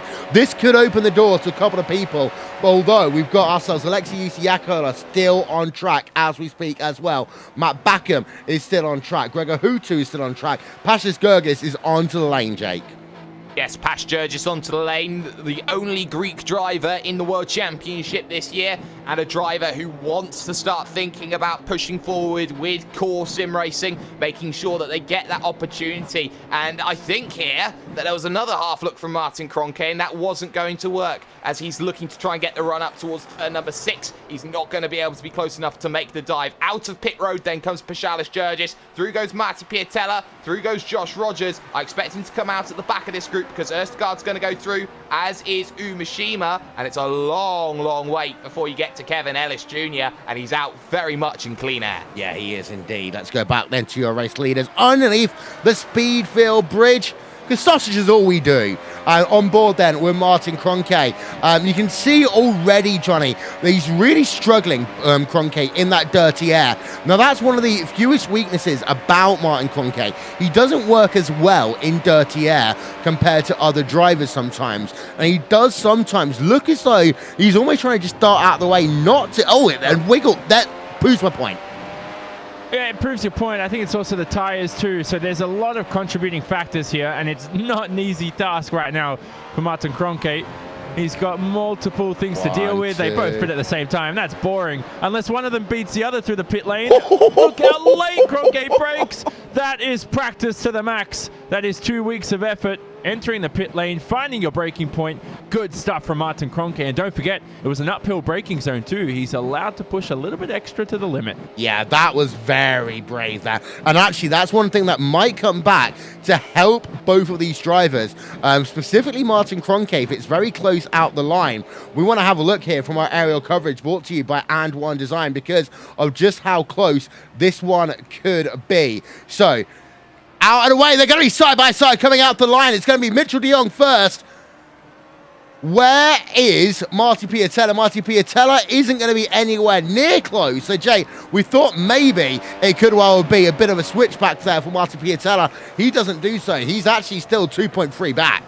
Yes, but look at where Alexei Usiakala is. He's with Tommy Erstgaard now, so he's dropped massively in terms of his strategy. So for Piatella, he's got a massive jump on where he wants to be. Josh Rogers has got past. And let's not forget here, Hutu went for the overcut strategy. He's gone longer than anybody else has in terms of his tyres. And this is going to be a disaster at this stage for Hutu because he's only going to be dropping backwards. Behind Usiakala, he's going to be behind Kazuki Umeshima at this rate. Unless, Jake, unless Gregor Hutu does the bold choice and do a one-stopper. And we know that Gregor Hutu does amazing, crazy strategies. We know Gregor Hutu is the best driver in the entirety of sim racing in the latter part of a stint. This could be Gregor Hutu just saying, okay, I've waited, now I push. Well, it's a case about rolling the dice then for Gregor Hutu. In fact, he's going to dive down onto the lane right now. So this is going to be vital in terms of where Gregor Hutu comes out. Big, heavy locks as he tries not to speed coming onto pit road, which is down at 72 kilometers an hour. He's got to be careful. Other drivers then are getting a little bit in the way. Ilka Hapala right now, I believe, is due to come onto the lane. He's staying out for a little bit longer, but you're seeing right now, through will go Kroenke, through will go de Jong. The leading two, which is de Jong followed by Kroenke. Finally into the lane is Gregor Hutu, and look how long this wait's going to be. The front wing being changed as well because of the damage earlier on, Will. This is a disaster stop. Yeah, he was the fastest driver of everyone today onto pit road, but a 9.1 second pit stop. He's been passed once, twice, maybe again. And guess what? Mike Backham's in front of him again, Johnny. Oh, here we go. Race winner Mac Backham now. He's got that to his name. He's got the title. And now he's got the fresh rubber, though. That's the important part. So, okay, it's a terrible strategy so far, and it hasn't worked out for him. He is the first DRS zone of the racetrack. He's going to be... I don't think he's going to be able to get past Mac because he's in that DRS/ERS train we always see. But most of all, for Hutu right now, he's got that fresh rubber. And we've got side-by-side going on Tommy Erstgaard and Kazuki Umeshima. This is what P number 8 on track right now. And Tommy Erstgaard, look at this. They're staying side-by-side. I think they stay side-by-side as well into the carousel. I think they're going to try and do so. One of you drivers are going to have to stop at some point because the next corner is the kink and you cannot go side-by-side through there. Don't do it, guys. Don't do it. They're going to go side-by-side into the kink and into the wall. We'll go Kazuki Umeshima. And if there's ever been a message as why you don't go side-by-side through the kink in a Grand Prix car at Road America, that is your reason. Kazuki Umeshima puts it all on the line. And just like Shinsuke Nakamura, it all went wrong into the wall. Kazuki Umeshima, big hit, Jake. And damage. He has to come down in and get a stop. There's no fast repair. There's no T-car. That's probably going to be it. You break it, you bought it. And Umeshima, he was stuck on the outside there. Erstgaard was going to come back at him. He was going to go for the inside. It was not covered by Umeshima. He needed to move to the inside. He couldn't do it because of the wiggle off of the corner. And you can see him testing out the steering. Is it okay? Can I manage with this? Can I go forward with it? The answer is no. He was stuck out, hung out to dry. Umeshima, he really needs to let off the brakes there. I can't blame Erstgaard for that move because I would have done it in that situation. Yeah, and there's a replay from the rear of Tommy Erstgaard. Johnny, I've seen many a crazy moment in the iRacing World Championship Grand Prix Series. No! That's Hutu making contact with Backham. Again. And they're going to maybe do it again. Oh, you don't go side-by-side through 7. It's like the cheap man's version of the kink. And here they go. Hutu concedes. That's experience there. I think Umeshima has experience, but he's just a little bit more crazy, isn't he, in the cockpit? I like that, though, from Kazuki. Where is... Umeshima's all the way down the field as well. He's out of the race, as we know. And it's just why Hutu right there decided the best. Don't go side-by-side through... well, definitely not this corner, the kink, but turn 7 too. Yeah, and it all started off as they got bunched up into turn number 5. We're having a look then from the aerial coverage brought to you by And One Design. They did it again underneath the Corvette bridge into turn number 6, made a little bit of contact. They tried going side by side into turn number 7. I tell you one thing, Dom Duhan right now is going to be livid, Jake. Oh, we know he is, as they're side-by-side as Happler, who still hasn't pitted on lap 20, gets overtaken by Josh Rogers for what is going to be position number 4 on circuit. So that one, a move being done. Yes, I think there will be a certain Dom Duhan who will be very, very livid. Gregor Houtu will be incensed behind the cockpit, and I wonder if the red mist will start to descend. But someone who we haven't talked about so far, the very man who can, because he's come down in, he's made the stop, he's back out again, he's in P6, but not for long. Here comes Count Dracula, Alexius Iacala. He makes the move and he makes it look comfortable. Yeah, Berryman then down into P number 7 as a consequence. Crazy hour has just kicked off here at Road America. We are lap number 20 of 47 in the 4th round of the iRacing World Championship Grand Prix Series, the premier eSport series for open wheel racing in the world as well. We've seen a couple of issues, Johnny. We've seen a couple of moments when we just had our heart stopped, but what we have still got going on is a great battle up front. We've got Mitchell de Jong, Martin Kroenke going at it. 3 tenths to a second into Canada corner, and I think now Kroenke is starting to get ready to pounce. Yeah, the weird thing is they put it at the same time, so I think either they're purposely making this a fair battle. It's so difficult to overtake, though, especially when these two are on pretty much similar pace. It did come down to the start, didn't it, Will? Because we don't know right now if Kroenke can slot his way past and get a bit of clean air. Can he actually break away from Mitchell de Jong? Because if Mitchell de Jong's about 1 or 2 tenths slower, that's enough to hold the advantage in the lead. If he's about half a second slower a lap, we'll say so long for that first position, which he's not. Ilkka Haapala is finally in. Lap number 21 of 47. Now, I'll tell you what, Jake, at this stage, be brave and do a one-stop, in my opinion. He's got no other alternative. Ilkka Haapala's got absolutely nothing to lose here in terms of his racing, so I'd say by all means go out there and try a one-stop. 26 laps on tyres, he'll have less fuel in the vehicle, so the tyres will be easier work through this second stint. I think Ilkka Haapala is going to try it, and let's see what happens. But here comes Gregor Houtu to the outside of Mac Backham. He'll have to try at 5. He's going to sit and wait, try and go for the up and under like he tried last time. He's now going to look for side-by-side. He'll get side-by-side into turn number 6, and he tries to shut the door. There's contact. Both of them get turned off. Backham gets turned around, and suddenly threading the needle is Kevin Ellis Jr. And again, they make contact, and now it's Coander's turn to be Mr. Angry Man. Well, yeah, last time around, it was Gregor Houtu who had to pay the price. This time around, it's Mac Backham that goes off. The battle between Mac Backham and Gregor Houtu continues, and I will say, I want to have one more look before I say this about any form of duration here, because it looks as though that maybe Houtu pushed up that time. Here we are, the run up to 5, the run through to turn number 6. They come underneath the Corvette bridge.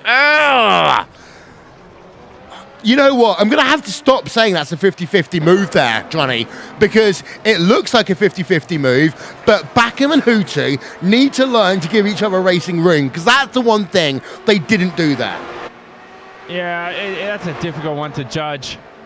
I mean, you can't really tell if Houtu was going to make the corner or not, because they made contact mid-corner. It seems like their apex speeds were exactly the same. So you have to look at the angle as well. That's a difficult one to judge. But, yeah, look, it could have been avoided. It could have been a little less aggressive from Gregor. Mac could have given room. I don't really know. I don't really want to judge that one. That's way too hard for me to put blame on anyone. It's just, again, these two colliding for another time. It's just not good for the reputation. Yeah, and Houtu's going to get himself back past Kevin Ellis Jr., back up into P number 9. And, Jake, this is the thing. I mean, Dom Duhan, as we know, team principal for Team Redline, is going to be livid. The guys over at Coander are going to be livid. This is the epitomization of that battle between Redline and Coander, and I think now it's personal between these two. I think it certainly is, and I can't believe that Gregor Houtu is getting involved in such mind games between himself and Mac Backham, because you look at Gregor Houtu, he's a 5-time world champion. His legacy is unfallible in terms of what he has done for sim racing. He will always be considered one of the legends and the forefathers and one of the Mount Rushmore members of sim racing. But Gregor Houtu getting caught up in incidents which he doesn't need to, it's only harming himself and his championship push. He knows what he needs to do. He needs to race cleanly and race for victories. If he keeps scrapping with Matt Backham like that, there's not going to be a championship at the end of the year. It's going to be a third year without Redline taking a title, and Gregor Houtu has to learn this very quickly. Otherwise, Gregor Houtu is going to get involved more and more, and stewards may be asked about. Yeah, and that's the whole thing now. I mean, I'm sure there will be a protest from both Coanda and also from Redline after this event, and it's going to be one we absolutely hate it, Johnny, when we have steward decisions overturn and create penalties and situations. But I mean, honestly, we're at a point now where these two almost need to just sit down and just talk it out. Maybe they're on different teams, so who knows? But I mean, this reminds me of Massa and Hamilton. Remember in 2011? Oh yeah, they just kept colliding, and definitely the worst season of Lewis Hamilton's career by far, and it wasn't a memorable one for Massa either. So who knows? They'll sort it out. Sometimes you just message a driver after the race and you discuss it privately. I like the really friendly drivers, and the ones like Houtu as well, and Mac. They're the ones who would approach this with rationality. Yes, they're not going to go too angry or too beyond what they should. They're not going to be a young kid arguing the incident. They're just going to discuss what went on. They're probably going to agree to disagree, and that's the way it works. You do it respectfully. You do it with grace. Yeah. Out front, though, Mitchell de Jong and Martin Kroenke, they are not now just battling for the race lead, Jake. They are battling for the lead in the World Championship.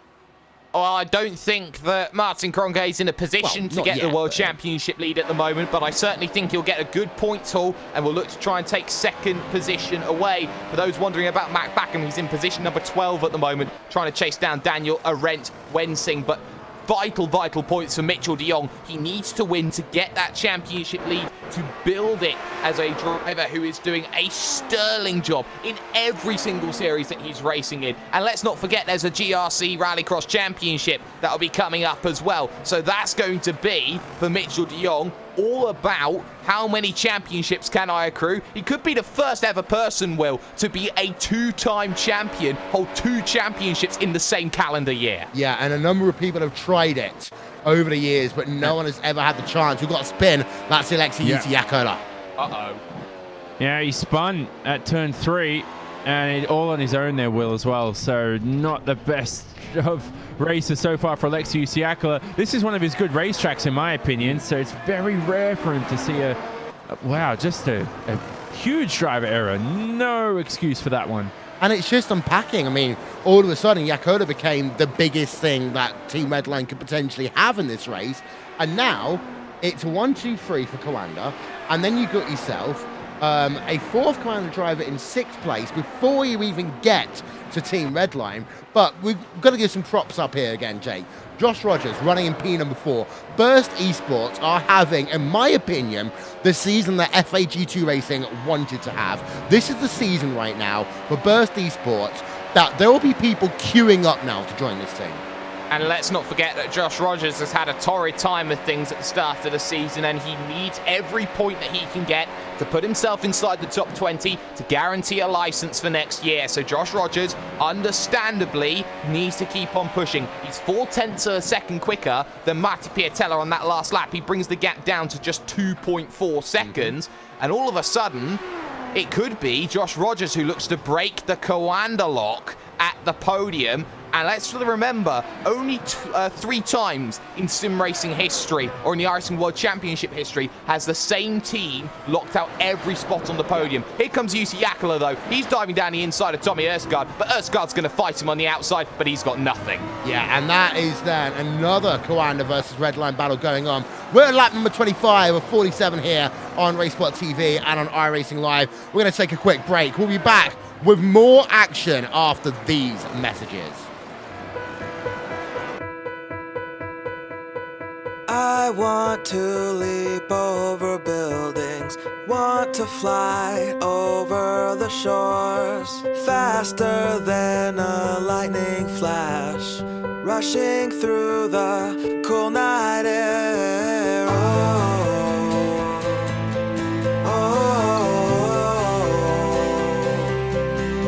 So start ignition, count to 0. I just wanna be a superhero.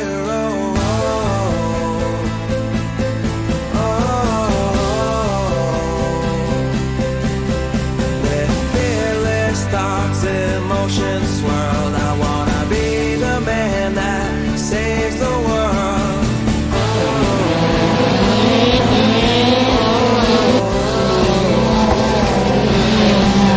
So start ignition, count to 0. I just wanna be a superhero.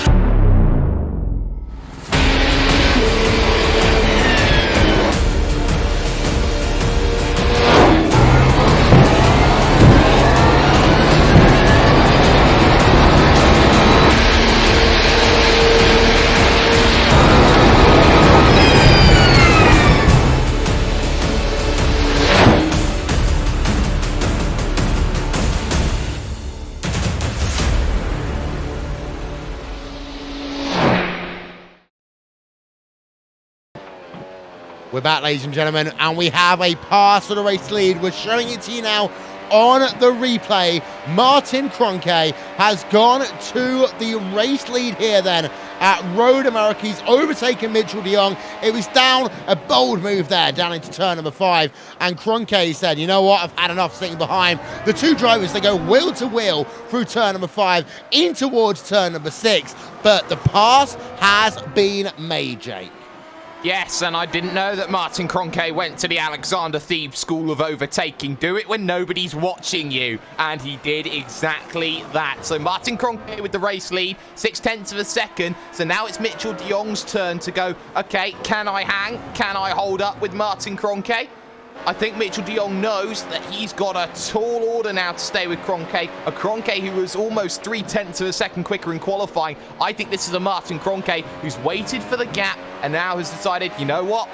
Nah, I'm bored now. Let's race. Yeah, oh, there could be another thing there as well, Johnny. We talk about the fact that this is one of the longest tracks that we go to all season.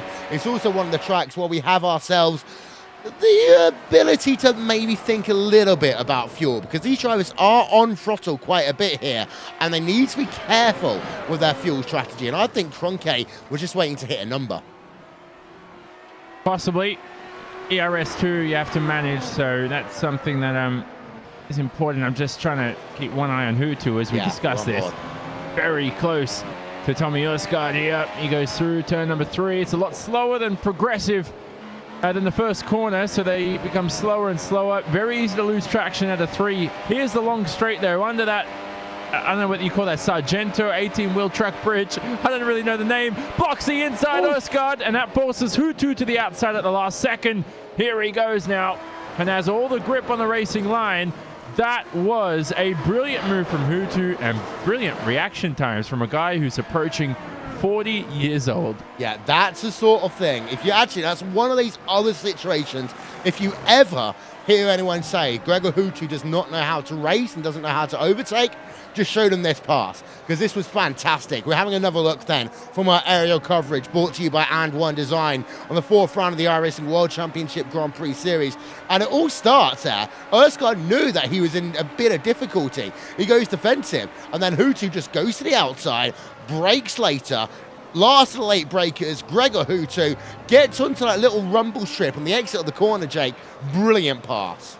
Yeah, it's a fantastic pass, and I've never had a doubt about Gregor Hutu's passing capabilities. I've always had a worry about Gregor Hutu's setup, which allows him to use those passing capabilities. And I think that's what Gregor Hutu sometimes gets the credit of being a bad overtaker for. It's the fact that he struggles to get the setup that works for him. Able to make that work for him now. He's got a bit of gap now that he can work with and push. It's the Berry man who can. In position number 5, he's got Chase, who is plus 14 for the day and about 4 seconds to work with. 0.6 a second a lap quicker. Yeah, let's go through the field a minute as well. We're on board of Balas Remniak in the Vortex Sim Racing car, because right now he is battling Diego Oliveira in the Evolution Racing Team car. And over the last few laps, he's gained 1.8 seconds there, Johnny, over Diego Oliveira. And as they come past the start-finish line again to complete lap number 28, it's a 141 for a 141.152 then for Diego Oliveira. A tenth and a half, shall we say, faster for Diego Balas Remniak there. Yeah. And Diogo's a character where, he's on his own right now at ERT in terms of this series. ERT is a big team. As Remniak now as DRS should slot his way past. Simple move for Balazars Remniak. Good move there from him. Impressed the big guns in that Vortex Sim Racing car. As Oliveira tries to go for the cutback, doesn't work. But what I wanted to say was Oliveira is actually good working on his own. You know, it's a struggle for some drivers, but right now, being able to test on his own, he's good at being that isolated figure, and I credit him for it. It's a tough job. Yeah. Social media, we've got Connery Maddock, who's been with us all day long. And well, Connery, the big talking point that's been going on, of course, on social media is the continuation of the battle between Mac Backham and Gregor Hutu. They've had now a number of issues on track, and he was saying that worst case scenario, WWE style. Let's get some commentary on. Yeah, exactly. Well, we'll see what happens there. But yeah, that's definitely not the first time they've made contact this season. I don't think it'll be the last time that we see those guys get themselves involved into an instant this season. They seem to be all the time on the same piece of real estate in terms of the circuit. So if they're there and they're that aggressive all the time with each other, this is going to be a theme. Yeah, and of course, you can be social with us /RaceSpotTV on Facebook, at RaceSpotTV on Twitter. Keep up to date with everything that goes on, not only in the iRacing World Championship Grand Prix Series, but of course, all the other series on the RaceSpot family of networks as well. Yalvaz on pit road. We've just seen there the driver of Kevin Ellis Jr. in and out. Daniel Bieder is on pit road as we speak. Second pit stops are really upon us now, Jake. Yeah, they are upon us, and I tell you, someone who's pushing harder than ever, it is Mr. 5-time, and it's Gregor Hutu. 39.4 he did on that last lap, 0.2 quicker than Martin Kroenke on that last lap. Hutu has now got a bit between his teeth. The only person who's going to change his result right now is Gregor Hutu. Forget what's happened with Matt Backham for now. This is a Gregor Hutu on a storm because he's got the Berry man who can in front, and I think he knows that he's got to use the tyre life now and get a fresh set on as soon as possible. Oh, yes. This is where Road America can get fascinating in the last couple of laps, Johnny. I mean, we've commentated a number of races over the years. We've got a car on towards pit road. That is the Berryman. He can and he will come on towards pit road as he slows it down then in that JCL Apex Racing UK machine, 45 miles an hour. Tommy Ursgaard on pit road. Gergis on pit road as well. So the difficulty now for Hutu is that he has to make the passes on track. Berryman overshot. Oh, goodness me, for Peter Berryman. That's a rookie mistake. And he's out in the way now, isn't he? He had a quick stop, but he overshot it, so he's lost a bit of time, Will, that you won't see on paper. But the point for Hutu is he has to make his overtakes on track. It's going to be substantially difficult as the race progresses. And so far, though, it looks like he's got the pace to match the leaders. Even though he did about 5-6 laps later than them, it's still good pace. Yeah, more pit stops taking place as we speak. Paul Ilbrink is just coming out of pit road. You've got yourself Stephen Michaels, one of the 2 positive sim racing cars in this race, coming out of pit road. It was a long stop, though, there, Jake, for Stephen Michaels, 7.4. Yeah, 7.4, very long stop. I can only imagine that it was either a front wing, or maybe that he's decided something or other. There was a tiny bit of damage that he needs to get repaired. So Stephen Michaels for the University Isabel, the first positive sim racing machine. That's a shame to see that stop go a little bit longer for the American than maybe what he would have liked it to be, as I believe Martin Kroenke is getting himself a bigger and bigger gap. He just did a 39.6 again, Will. The gap now suddenly 2.2 seconds. I think De Jong's out on his feet here. I think he's out cold compared to Kroenke. Yeah, Martin Piatella is on pit road as well for his second and final pit stop of the day in the number 96 Koanda Simsports machine, as he will come down. We are on board of him for the moment, as he's just going to bring that one in. This gives Hutu an opportunity now, because Hutu he's had a mixed race, of course, here today. Bad qualifying, interesting start to race. Actually got tagged from the rear down at the carousel on lap number 1. A lot of things have been going on for him, as Martin Piatella out and away in 4 seconds. Now, we know last time by Piatella came in just before Kroenke and De Jong, so this could be an indication that we can now see the rest of the Koanda team on pit road. And the question will then be, Johnny, how long does Gregor Hutu dare to stay out? Yeah, that's the question, exactly. So it's a good one to ask, because Piatella now will make his way past Ilkka Haapala.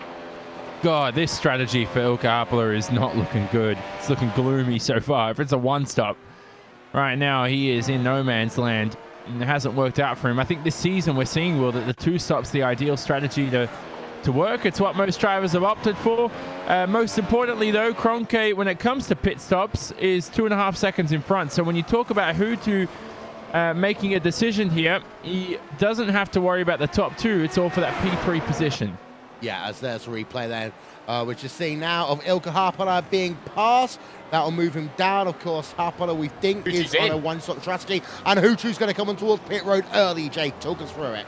Well, that was a bold decision. He needed the tyres. He didn't want to see Martin Piatella in trouble. And Martin Piatella getting held up on that lap by the driver of Ilkka Haapala, who is on that one stop. It's a poor outlap then for Martin Piatella, who too will look for his box at the slow 70 kilometers an hour. He starts searching for it on the right-hand side as he passes the likes of the stricken Marcus Jensen and the stricken Kazuki Umeshima. He hits his box. Through goes a certain few drivers. There's Mo Garfilio. There's Martin Piatella, who he wants to get through. Haapala's through. Rogers is through. Through is Peter Berryman, who he has to do it all over again with. But crucially, he's got the tyres. He's ahead of Kevin Ellis Jr. He's got fresh air. It's time for Gregor to engage the push hard mode. Yeah, and this is Gregor Hutu at his potential very, very best.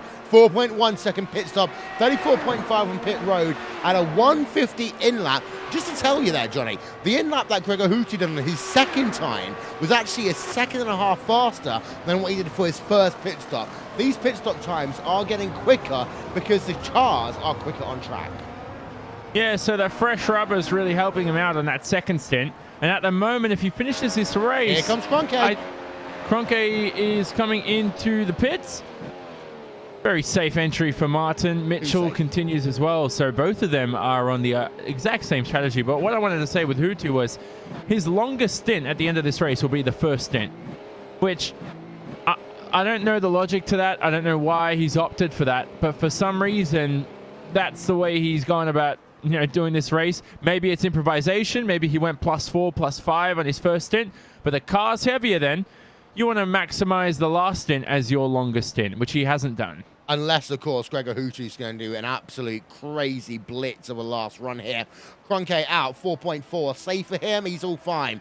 4 seconds for Mitchell de Jong. He's out. He's fine. He's still in second place as well. It remains a 1-2-3 for Koanda. But there's still more to go. Jake, wasn't it at this track that was a 1-2-3 for Team Redline? Or was it the all-finish 1-2-3? Phillip Island. Yeah, it must have been the all-finish 1, 2, Yes, 3 it because was that Jody one. Tamala would have won in 2016. So I definitely think that there's a lot of ability out there, though, for a grandstand finish. Gregor Hutu, the work that he's got to do, it's 8 seconds right now to Marty Piatella. 8 seconds. He's on the fresher rubber as well. He's got to get past Josh Rogers, Ilka Harpala, and Peter Berryman, though, before that. And there's also the lap traffic and Mogar Filio that they have to deal with. there's one A less. big issue for Harpala, yes. Yep, one less, because Ilka Harpala has just looped it around, and one Finnish driver has just helped out another Finnish driver as Ilka Harpala loops it then on the exit of turn number 5. Replay is coming up for us right now. And Johnny, we talk about rookie mistakes. We've seen now another driver who's a veteran making a rookie mistake down at 5. Yeah, I know Ilka Harpala has been in the series since the inaugural season in 2010. Finished P3 in the championship then as well, but he goes through this corner, he touches the grass even. So I like to coin this, missing the apex of the inside of the corner, and the car is still oscillating as he applies the throttle. It's not straight, nothing stable. Typical half spin that you see in the motorsport universe. Yeah, as he's now actually got Kevin Ellis Jr. who wants to play with him as well. I was actually going to say, Jay, that we were set up for a fantastic battle between Peter Berryman and Ilka Harpala, and I don't remember the last time I saw Ilka Harpala crack under pressure. Well, he's got massively old tyres, and I think he's got a lot more things to worry about. One being Kevin Ellis Jr., who will get a massive run heading towards turn number 1, but is not in a position to make the move, or is going to do it late, down the inside, comfortable as you like. Kevin Ellis Jr. left that one to the last possible moment, and I tell you what, the Scotsman knew he wanted to make that move, and he made it when he wanted to. But now it's the worry of freight training here for Harpala, Will. It's Erstgaard, it's Jurgis, it's Matt Backham, who's Just gone down the purple. order in 11th. It's a lot of work. Yeah, Matt Backham has just gone purple. Fastest lap of the day so far. So after, of course, being off track earlier in another incident with Gregor Hutu, Matt Backham has now really got that bit between his teeth. And I think Backham wants minimum top 10. I think Backham's looking at his tyres right now, looking at the guys ahead of him saying, you know what, I can at least get P number 7. He Agreed. might. Oh, sorry, Jake. No, I'll let you Keep go. going. No, I was going to say he might. It's just more, at the moment, Harpala's dropping down the field as well. So that's going to give the top 10 a lot easier, I think, Jake. But it's more that, we'll see where he ends up. Harpala is dropping down like a fly after a spin. Yeah, well, he has to, because the tyres are going to be exacerbated a lot more due to the fact that he spun that vehicle. And because he spun that vehicle, Will, wouldn't you agree that the tyres are going to have a lot more life taken off of them? Yes, definitely, as actually Osgard was very relaxed through his into Canada corner. He had an easy opportunity that last time by to get himself past the driver of Ilka Harpala. They'll come up the hill and towards turn number 1. Now he's going to do so. By the way, Martin Kroenke now has just gone purple. So Coanda drivers are now just starting to trade laps as there's Osgard, and he's gone past Ilka Harpala, passes Gergis. He should be able to get that run down in towards turn number 5. But if you're Ilka Harpala, that car is just going to feel miserable right now. Spinning those tyres, losing grip, and of course potentially flat spotting those tyres. All issues there for the Jim's HPP machine. He's got the DRS flap open. Gergis has got the same. Gergis down to the inside, and he is going to have that pass complete in towards turn number 5. And what Apple is doing right now is he's realizing, Jake, that he cannot fight. Well, he can't fight, but let's not forget he started position 31 today. So I think that any result where he finishes, be it 8th, 18th, it's a win, and it's points, and it's vital points. Harpala played it perfectly. He got around the lap 1 incident. He kept going. He went for the bowl call, and it has worked in his favour today. Wherever he finishes, it's a great drive from Ilka Harpala. Yeah, indeed. So retirees, by the way, we've only got 22 drivers left in this field. Alexei Yusiakala is out. Kazuka Umashima, Jamie Flute, Antoine Heglin, Ricardo Orozco, Ollie Pakala, David Akor, Marcus Jensen, and Moritz Lohner are all out of this event. We can't fight an anti-Toro wrestling message. Go back to social media, Connery, for Christ's sake. As Martin Kroenke has got a 2.4 second advantage over Mitchell de Jong as it stands right now. Gergis and Osgard, this is still one that I want to keep an eye out on, Johnny, because this will be one of those nice battles to finish this race off as we head ourselves towards 10 to go.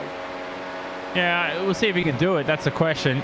Pascalis is, well, he's a very aggressive dude in a good way.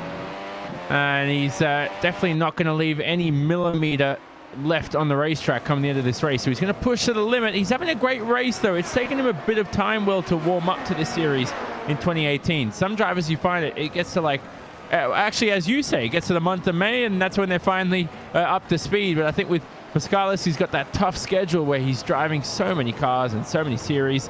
It's a lot tougher to master a specific series in particular, much like Martin. He only really races this one championship. Yeah, the last 3 laps, you can see that Gergis, he gained himself about half a second over Tommy Osgaard, and then he lost himself a quarter of a second that last time by. So it's close between these two drivers. But for Court Sim Racing, this is one of their moments where, A, they're getting TV time right now, Jake. And a lot of people didn't think that Court Sim Racing would really be battling in the top 10 after all these changes that took place in the off-season. But also, this is Gergis showing, you know what, I don't need those old teammates anymore. No, he doesn't. And on an unreleased rankings list, which I need to do in the next week or so, we got a Pascalis Gergis inside the top 20 at the moment. There's a bit of a spoiler for you. That's how good he is at iRacing. That's how good he is at a lot of different vehicles. And this result is only going to go and help him. Position number 9 is a healthy handful of points, and it also boosts his championship as well here. I think that Pascalis Gergis knows that he wants to get past Tommy Osgaard, knows that he wants to be inside of the top 8, and proving that he can find the pace that he found last season at Spa-Francorchamps. Pascalis Gergis is on a mission. That mission is to make overtakes, and if he wants to do it, well, he's got to find a bit more. He was a 10th slower on that last lap. Yeah, of course. Don't forget, you can check out the Sim Racing Observer for the iRacing rankings, as well as news and information, as well as the Simone Racing Report for interviews, chat, and fun with your favorite drivers. Check them both out on the RaceSpotTV Facebook page. We have got ourselves now 10 laps to go in the 4th round of the iRacing World Championship Grand Prix Series. Things have calmed down somewhat, Johnny. The attrition here, of course, is higher than normal because of the incident we had on lap number 1, but there's been a couple of drivers who have made unforced errors. Last 10 laps of this race, it's a long race in terms of fact, it's a hard race. They called it the hardest challenge in all of North American road racing for a reason. Are we going to see any more single car incidents in fact? Well, you know, you keep talking about 1998 Hungary Formula One. I'm pretty sure the race after that would have been 1998 Spa, and we had, what, like 4 cars finishing that race? Yeah. And also one of the most controversial moments in the history of Formula One with David Coulthard and Michael Schumacher. Yeah. Was that the race that Eddie Jordan was dancing to Doof Doof? What was he doing? I don't know. He danced like a maniac. Yeah, they got a 1-2 for Jordan. That was insane. Oh, my. Yeah, it's just having a look through the field, by the way. We've got ourselves Hutu. He's closing up to Peter Berryman right now. Let's have a look at the lap gaps here, Jake, because he has been gaining, and in the last 3 laps, he has gained 1.4 over the Berryman. Yes, but the Berryman's not the target. The overall target's marked Piatella, which he's brought the gap down to 6.3 seconds, and he's got 8 laps to get that 6.3 seconds, if not 9. So Gregor Hutu's got to work now. He's got to push, and he's got to get past drivers quickly. Peter Berryman, Apex, we know that if they're not on the strategy, they're not in the mood to fight other drivers who are quicker and are looking to push further forward. That is, I believe, a motto that they're running by at the moment, and it's one that I think for people who want to see battles, they don't like, but for the team strategy and overall finishing results, it's minimal risk, and I think it's the one that they want to see if your name is Alex and it ends in Simpson. But Gregor Hutu now, closer than he's ever been. This will probably be one of the first times he gets DRS against Peter Berryman, and I wonder here how long it will take Hutu to get past Berryman. I say turn 5. Well, he didn't do it in towards turn number 12 that time by. And of course, one of the things that you talk about sometimes is the setups of these cards, Johnny, and whether they do a high, low, medium downforce setup, and how that affects the ability for drivers to overtake others. Now, we know that Team Redline take a more generally conservative strategy. They rather have a fast car and clean air compared to a car that will work well in traffic. Now is going to be a real case for Hutu, as he does close up a lot in towards turn number 1. Now on the run down towards turn number 5, he's got to nail these apexes that he didn't do in qualifying. He does. Definitely does right now, and it's going to be tougher as he touches the grass there as well. Turned in way too early. But you talk about that, you really have to... whoa, what's happening here? Hutu's rocketing past Peter Berryman. No speed at all on the exit for Peter. Could have been the ERS just not deploying. I don't know what happened there. If Peter even backed off. Yeah, he let him through. It was quite clear that. Here's a replay. Yeah, so...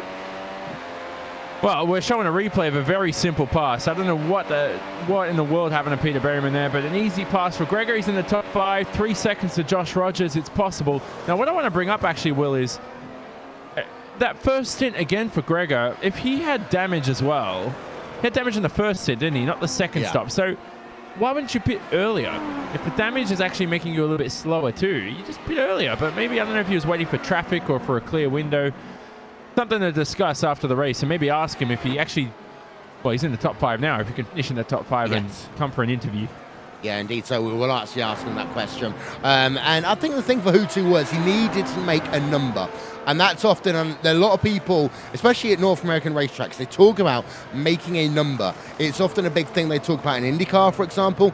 And it's worth noting in this case, because it's a long track, and I've said that for, I think, at least a 19th time here today. We'll get Connery Maddock to check up on that one and give us a number later. But because of the fact it is a long track, it means that you've got to almost take the race slightly differently to what you do at a short track where that pit window is going to be very wide open in terms of what you can do.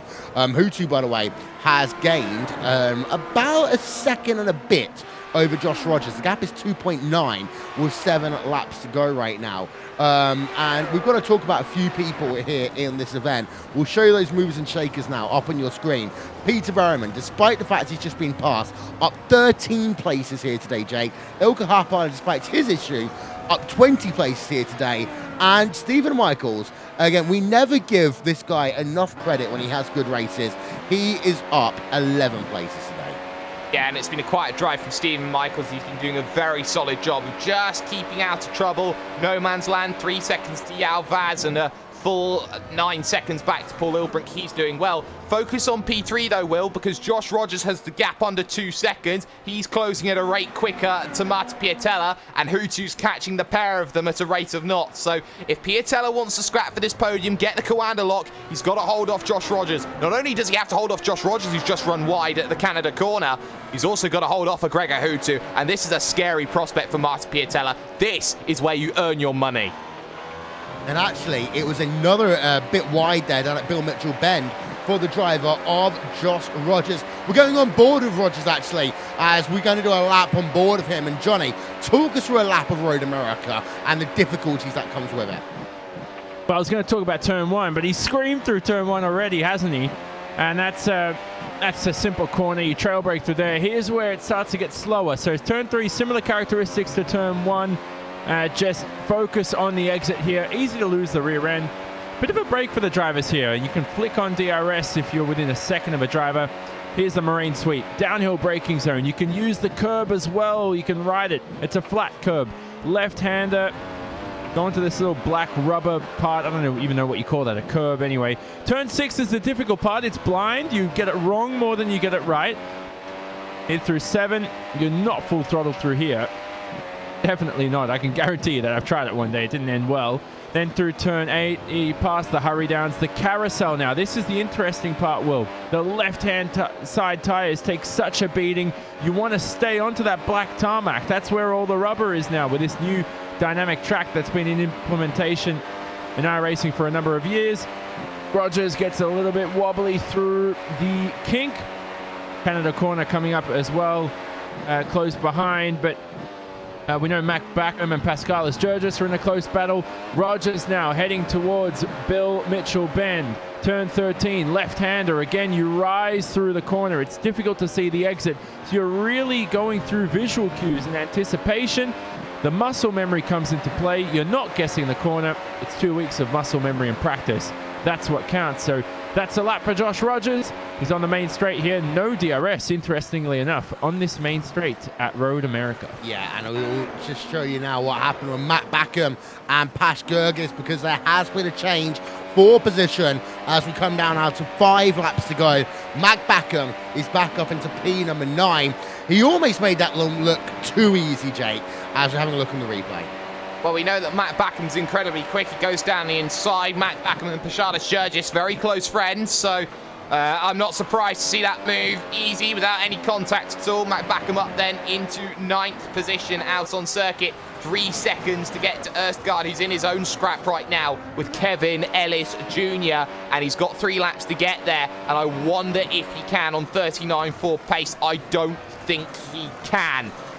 But crucially enough, 5 laps to go, Will. You talk about this one. You talk about don't make any mistakes now, because the moment you start making mistakes now, then you're just dropping that extra position, that 1 point that costs you for the long haul, or the 5 points, or the 10 points, however many points it is. Yeah. It's time to get your hammer down and make sure you drive 5 perfect laps, get yourself home, and bank some points. That's your second hammer time reference here today, just to let you know.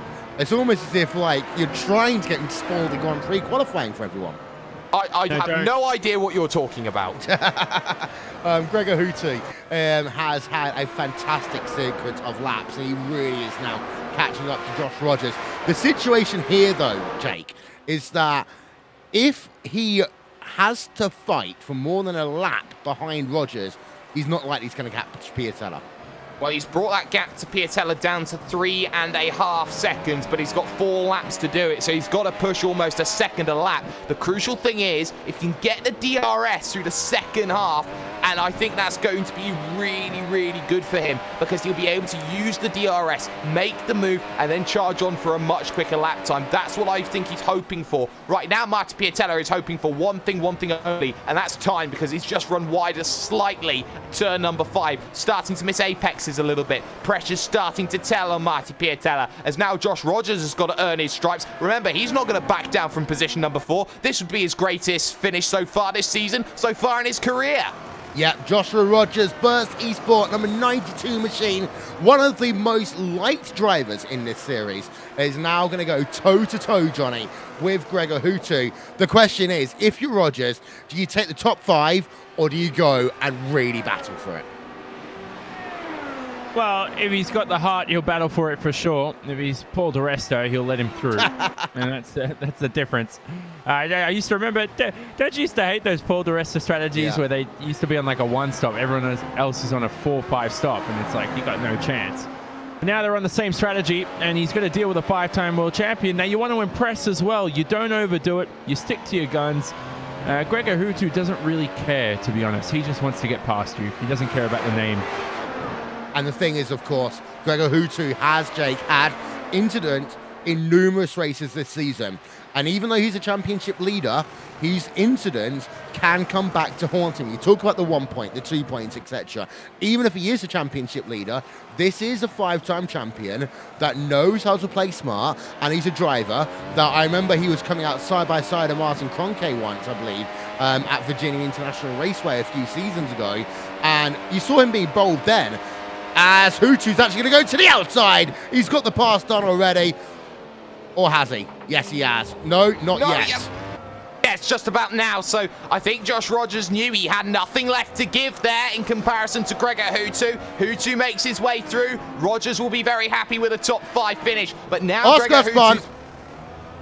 Oh dear, and Tommy Erstgaard going around in the number 1 machine as well. That was down, I believe, at turn number 5 as well. That's going to cost him 2 positions, one of which to Mac Backham, 1 to Pash Jurgis. So that's going to give Mac Backham points in the championship as well. But Will, Houtu is within 2 seconds there or thereabouts, looking to try and get to Piatella. He would have been held up, though, about half a second. But he's got 2 laps, and now it's got to be the perfect Gregor Houtu. It's got to be the Gregor of old. Yeah, this is the Gregor Houtu that is about to enter the month of May, and Gregor Houtu has, over history, been one of the greatest sim racers in the world, not just over a calendar year, but specifically in the month of May.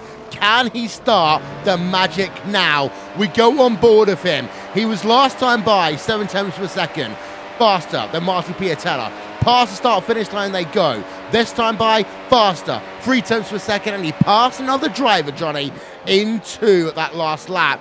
It's going to take a lot, but he has 1 shot into Canada, maybe next lap. He does have to count on a mistake from Piatella, and he will ruin a Coanda 1-2-3 result. So he's going to be pushing to the limit here. He has to think as well. He's got a championship on his hands as well. He was leading the championship coming into this round. He won't walk away with a championship lead, but the difference from P4 to P3 is 6 extra points. You get 70 for P3, 64 for P4, P1's 100. The difference and the risk, is it worth it for those extra 6 points? Will it come down to the wire at the end of the season for the championship for 6 extra points? Let's see if he can get it done. 2 other battles going on track as we enter the closing stages of this event. Balas Remniak is battling it out with Dion Vergis right now. We've got 2 Orion Race Team drivers in battles because Stephen Michaels versus Yao Vaz is another one. Or actually, I say that, Stephen Michaels has actually got himself past Jake. Yeah, Stephen Michaels comfortably getting himself through, and Yao Vaz nothing left to deal with. Dion Vergis has done well to hold off Balas Remniak in the final stages. He's doing very well, but let's get the white flag out because it has been a bit of a hiatus for 2 races, but business seems to be back booming here at Elkhart Lake. Yeah, Martin Kroenke starts the final lap then of this event. We're keeping an eye out on course on this battle going on. Martin Piatella and Gregor Hutu. Can Piatella keep and hold on and make it a podium sweep for Coanda Sim Sports? One of the rarest occurrences in the iRacing World Championship Grand Prix Series, and actually it'll be a fitting way to cap off what has been a fascinating sequence of races starting back all the way last season, of course, with Martin Kroenke's win of every single race. Behind, just to let you know, Balas Remniak, Dion Vergis, they go side by side, and Balas Remniak is ahead. He's got himself past Dion Vergis down at Canada Corner. I say that, they're going to go side by side into Bill Mitchell-Ben on their penultimate lap, and coming out of it, actually, Dion Vergis is able to hold on. So this one will go down to the final lap for these 2 drivers. Fascinating stuff as they work themselves now up the hill towards turn number 1 for the final time, and it will be Vortex on one side. You're going to have yourself on the other Dion Vergis, but Vortex don't have a straight line speed there. Let's go back to Martin Kroenke. He works himself now down through the final sequence of corners. Bill Mitchell-Ben is coming up. It's through for him. Final corner time for Martin Kroenke, and he's back on top after losing out the last 2 races, and people starting to ask questions. Martin Kroenke is again a winner in the iRacing World Championship Grand Prix Series, and he's back into the championship hunt. He's still got a lot of work to do, but it's going to work out for him. 2nd place, Mitchell de Jong. 3rd place will be the driver of Martin Piatella, unless anything goes wrong now, and that means it's Coanda 1, 2, 3 at Road America. Coanda have done something very, very special today by having their drivers finish in the top 3 positions. It's a rare occurrence. Gregor Hutu fought valiantly after having issues at the first part of this motor race. Lap number 1 down at the carousel. And Joshua Rogers comes home in P number 5. Peter Berryman in the 6th position. Kevin Ellis Jr. in 7th. 2 Apex Racing UK drivers inside your top 10. Matt Backham, of course, after another incident with Gregor Hutu, he comes home in 8th. Gergis in 9th place. And it's been a run, a big run then for Gergis today. And Ustgaard rounds out your top 10. But Martin Kroenke is back in the winner's circle, Johnny. What an event. Good race again. We've had a cracking season so far, and Kroenke, good to see him back in the winner's circle. He's a hard worker, isn't he? And he's on his way to possibly a 3rd World Championship, but this one could be the toughest fight of them all.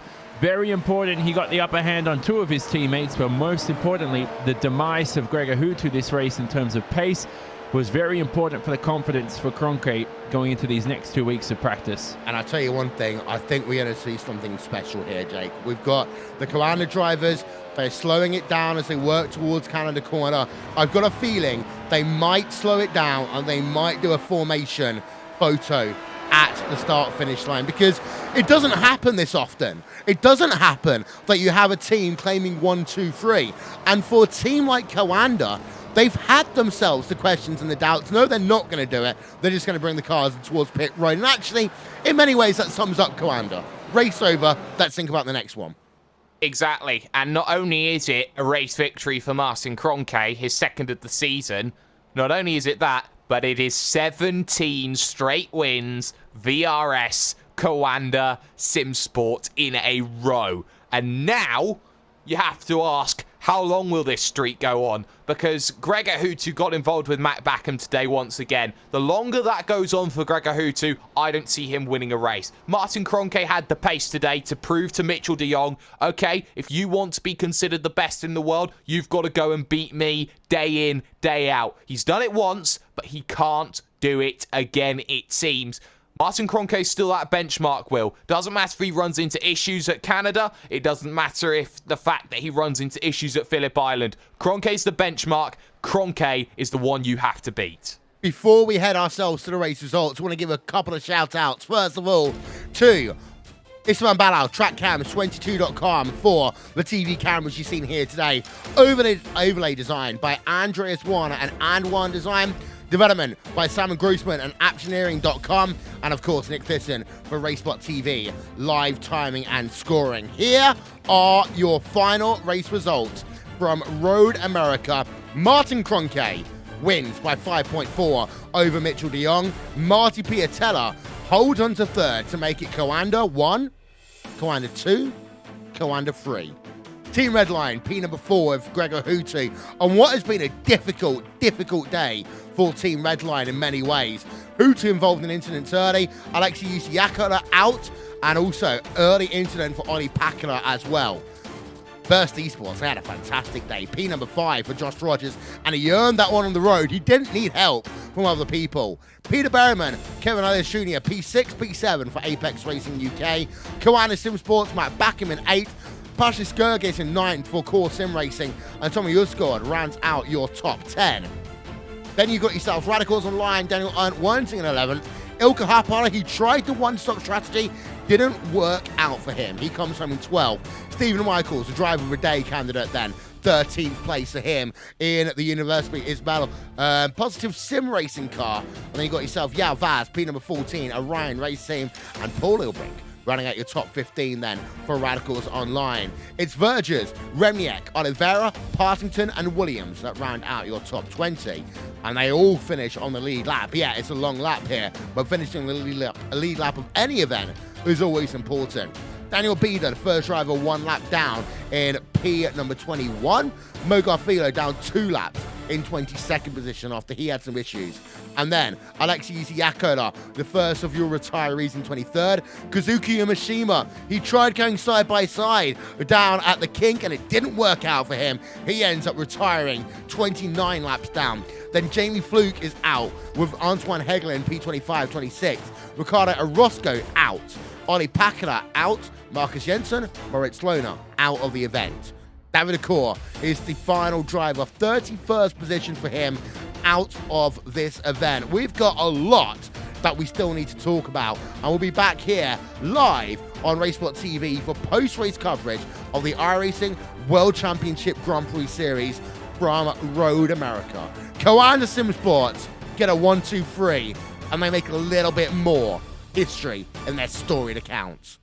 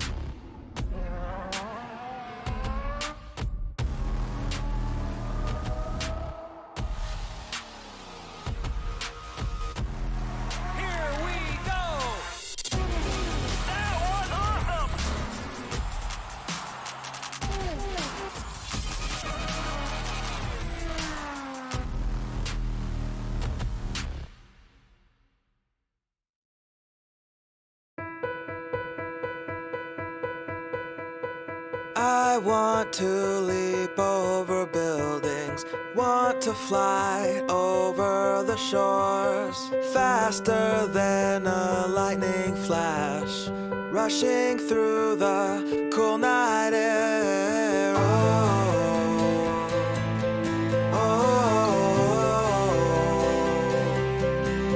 So start ignition, count to 0. I just wanna be a superhero.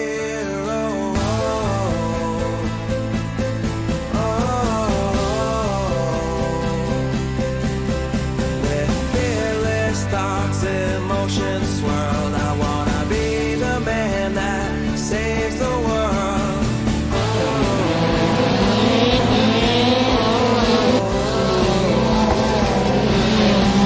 So start ignition, count to 0. I just wanna be a superhero.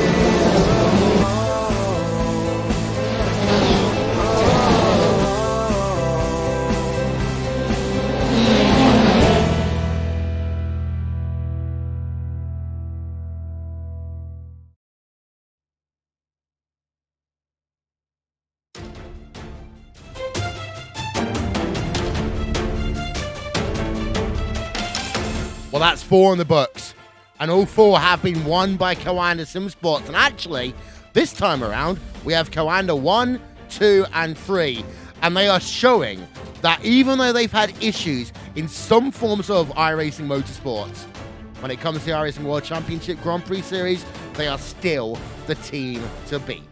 Martin Kroenke claims his 2nd victory of the season.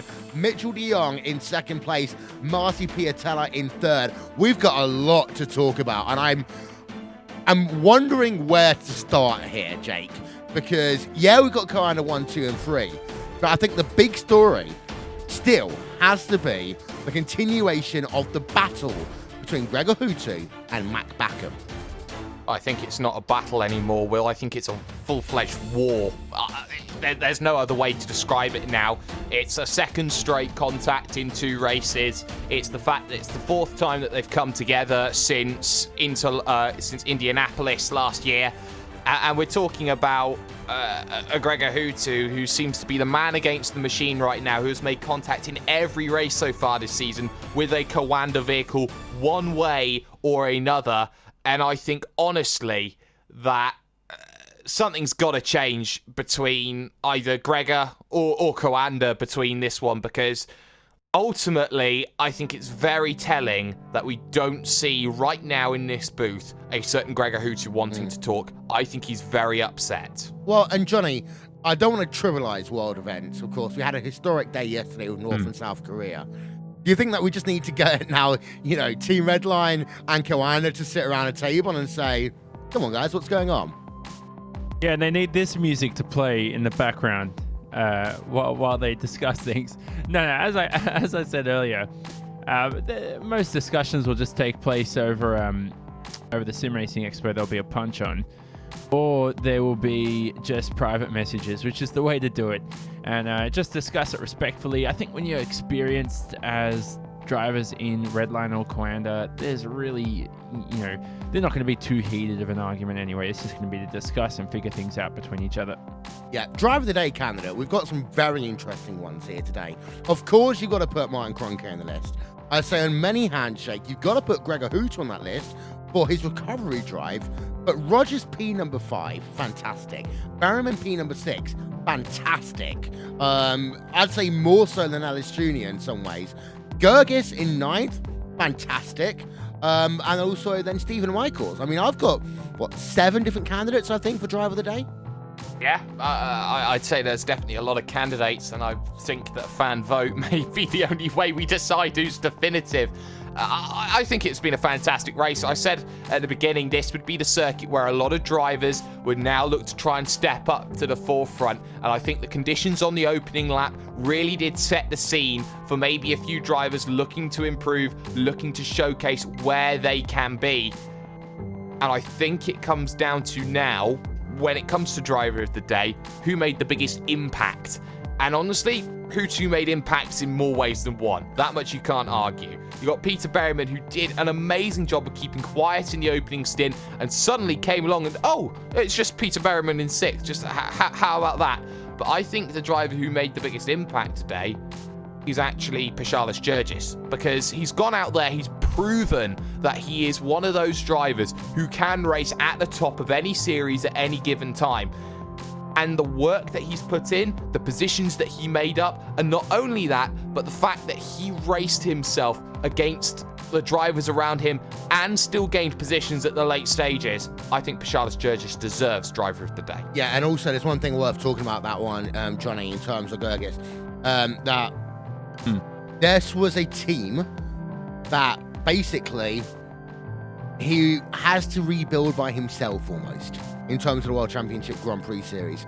But 4 races into a championship, we have no FAG2 racing anymore, but we have got core sim racing inside the top 10 with a driver that is highly underrated.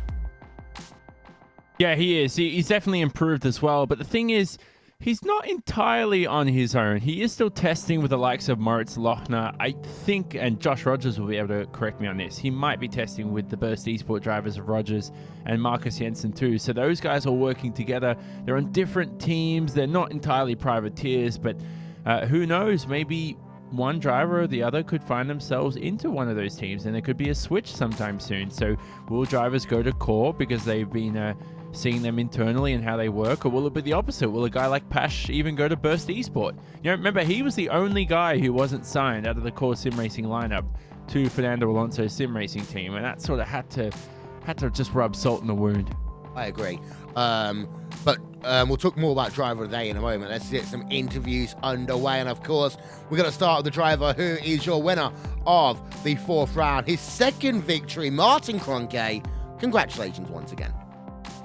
Thank you very much. This win, is it personally special for you, the fact that Kawanda joined you entirely on the podium today? Oh, certainly makes it a lot nicer. Yeah. But think about your race a little bit, because qualifying was great. It was almost the Martin Kroenke qualifying we got to know last season. That race start, though, what happened? Just missed the clutch bite point a little bit, had a little bit of wheel spin, and yeah, immediately Mitchell got past me, Marty got past me as well. Alexi almost got past me, I think, as well. So yeah, just a driver error, just messed up my clutch bite point, and yeah, nothing I could do afterwards. It bunched the field up quite a bit heading down in towards turn number 1. Were you worried that maybe one of the red line drivers would get past? Were you worried that actually you'd bogged down so much that you'd get to a point that you would be in an incident down at turn number 1? Yep, I was worried about it. That's the most concise answer I think you've ever given me, just to let you know. The rest of the race itself, of course, you worked yourself back into 2nd place. You stayed behind Mitchell de Jong for a long time, and then eventually it just a dive down into turn number 5. Were you just waiting for a fuel number? Were you just waiting for a tyre number? Or did you just see an opportunity? Before that, I just didn't have an opportunity, really. I think in the moment where I actually then passed Mitchell, that was the closest I've been into turn 5, and before that I just couldn't really get a run out of turn 3. And when cars are essentially on the same setup and same downforce trim, it's incredibly difficult to stay close enough with the fast corners that are before the straights, for both the RS zones. So I just had to wait until Mitchell makes a small mistake and I get a particularly great run out of turn 3 and then try it. Other than that, there would have been probably no further chance, really. Well, you get your 2nd one of the season. It's not going to put you back in the championship lead yet, but it does put you back into the championship picture. Entering the month of May, of course, as we always say here on RaceSpot, the greatest month in motorsport. What are the plans now? Is it still one race at a time? Yeah, of course. And there's still a little bit of a points deficit to make up, so just one race at a time. Hopefully continue getting good results and do as much work as possible, but yeah. And in terms of friends, sponsors, pet goldfish, etc., who do you want to thank? First of all, the team, especially Mac and Marty and also Mitchell for the setup work. Especially congrats to Marty, he had a great result, really well deserved. Then of course also thanks to the spotters, to our sponsors, to Virtual Racing School, to Heusingveld, to Joel Real Timing, Phytech, to RaceSpot. Yeah, Well, that's it. Thank you very much, Martin Kroenke. Then coming home with a victory here today, a well-deserved victory. Going to hand it over to Jake Sperry. He has stood by with the American driver, second place, Mitchell de Jong. Well, Mitchell, home soil at Road America and having a very good run of things as well. It seemed to open up for you in the stint because you had the lead for pretty much the opening half of the event. You put yourself in a good position. You had Martin Kroenke behind. Did you just not have the pace today, or was it just a case of you maybe had something on the track you could have left behind? I think the result was quite good for me, with all things considered. To be honest, coming into the race this morning, I was gonna call this race a success if I didn't crash or spin, so that's kind of gives you an idea how practice went for me. So to kind of finish on the podium and not so far back is really encouraging and positive, but you know, just really didn't have the pace to keep up with Martin. Once he got around me, I kind of fell out of a rhythm a bit and made a couple mistakes, got out of the DRS zone, and then yeah, just gradually dropped back from there. So pretty much the final stint, tried to push the first couple laps to see where we would end up on pace, and he would pull me or no, 10th or 2 a lap, and just tried to bring it home really and make sure I kept it out of the wall. Well, you kept it out of the walls. You made sure that you kept yourself clean, and you know, you're looking at what's happened with Gregor, especially with the fact that he's continued his rivalry with Coanda. Do you feel that for yourself now, taking the championship lead by 6 points, do you feel that puts you in a position now, Mitchell, that you now have the advantage, you now hold the championship lead, and you put yourself in that driving seat? Do you feel like you're the man? Well, it's certainly encouraging to hear that we're in the lead. I think obviously with some drop week things a bit later on, if things continue the way they are, it could shift a bit. But you know, just need to take it one race at a time. It's a long season. You know, this race expected to be particularly tough for me, and ended up going quite well. So yeah, just need to, you know, keep pressing on, keep focus, and not push too hard and throw away any advantages we have, and just keep trying to get solid finishes. And well, yeah, hopefully we get some more wins as well, so that would be also awesome. And in terms of what's going to be happening next to you, Monza comes up, and of course the last time we were at Monza, you were less than a second away from taking the position away from Martin Kroenke at the end of the race. Do you feel that Monza is a strong circuit for you? We'll find out. It's a particularly easy track, I would say. It can be kind of difficult in the F1 car, I think, later on in the stint with kind of managing tires and stuff. So I think that's where the gaps will be kind of made in terms of driving style. So you know, it went well last year with kind of limited prep again. So yeah, I'm hopeful. Hopefully we can get a nice finish out of that. Well, you certainly look to be hopeful, but as the championship leader heading to Monza, shout out sponsors. Anyone you'd like to thank heading to the month of May trademark? Yeah, that month's coming up. Looking forward to that. Yeah, first of all, like Martin said, all our teammates for doing a lot of work, set up and getting things dialed in, of course.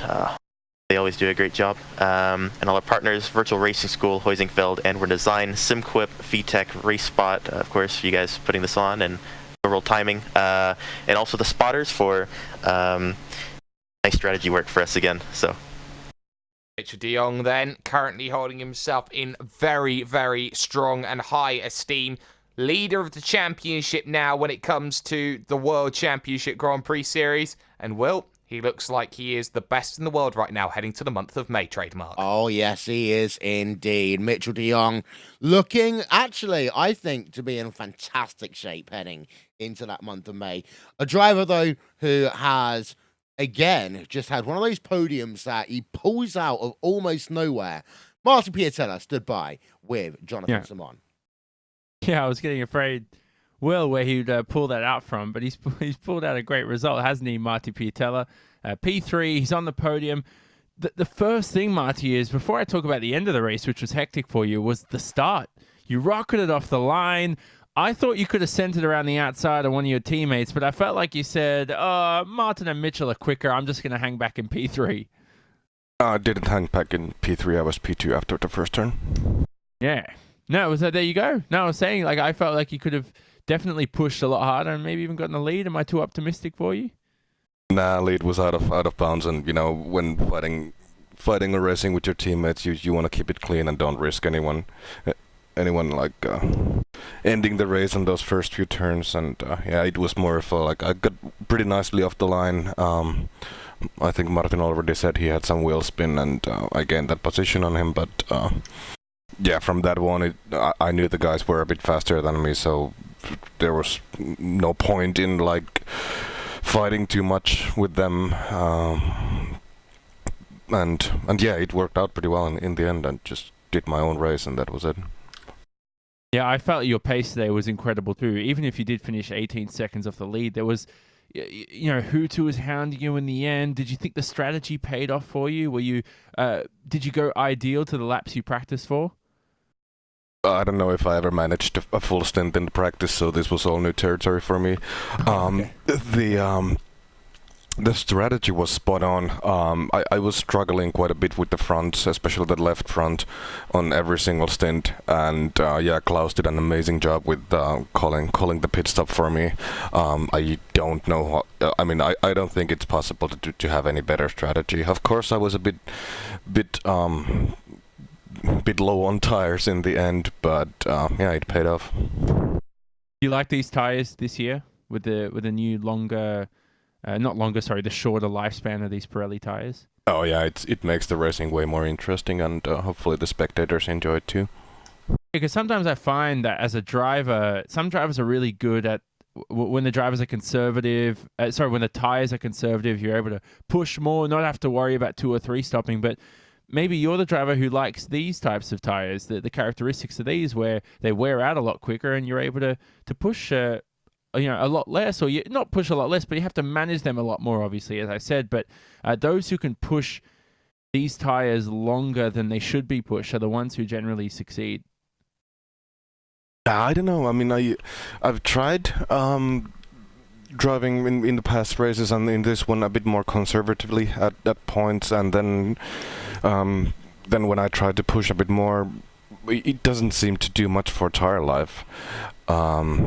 What does affect it quite a lot is when you have a bit of a lockup, and then you can immediately sense that something went wrong now, and it's not optimal anymore, which happened to me way too much in this race.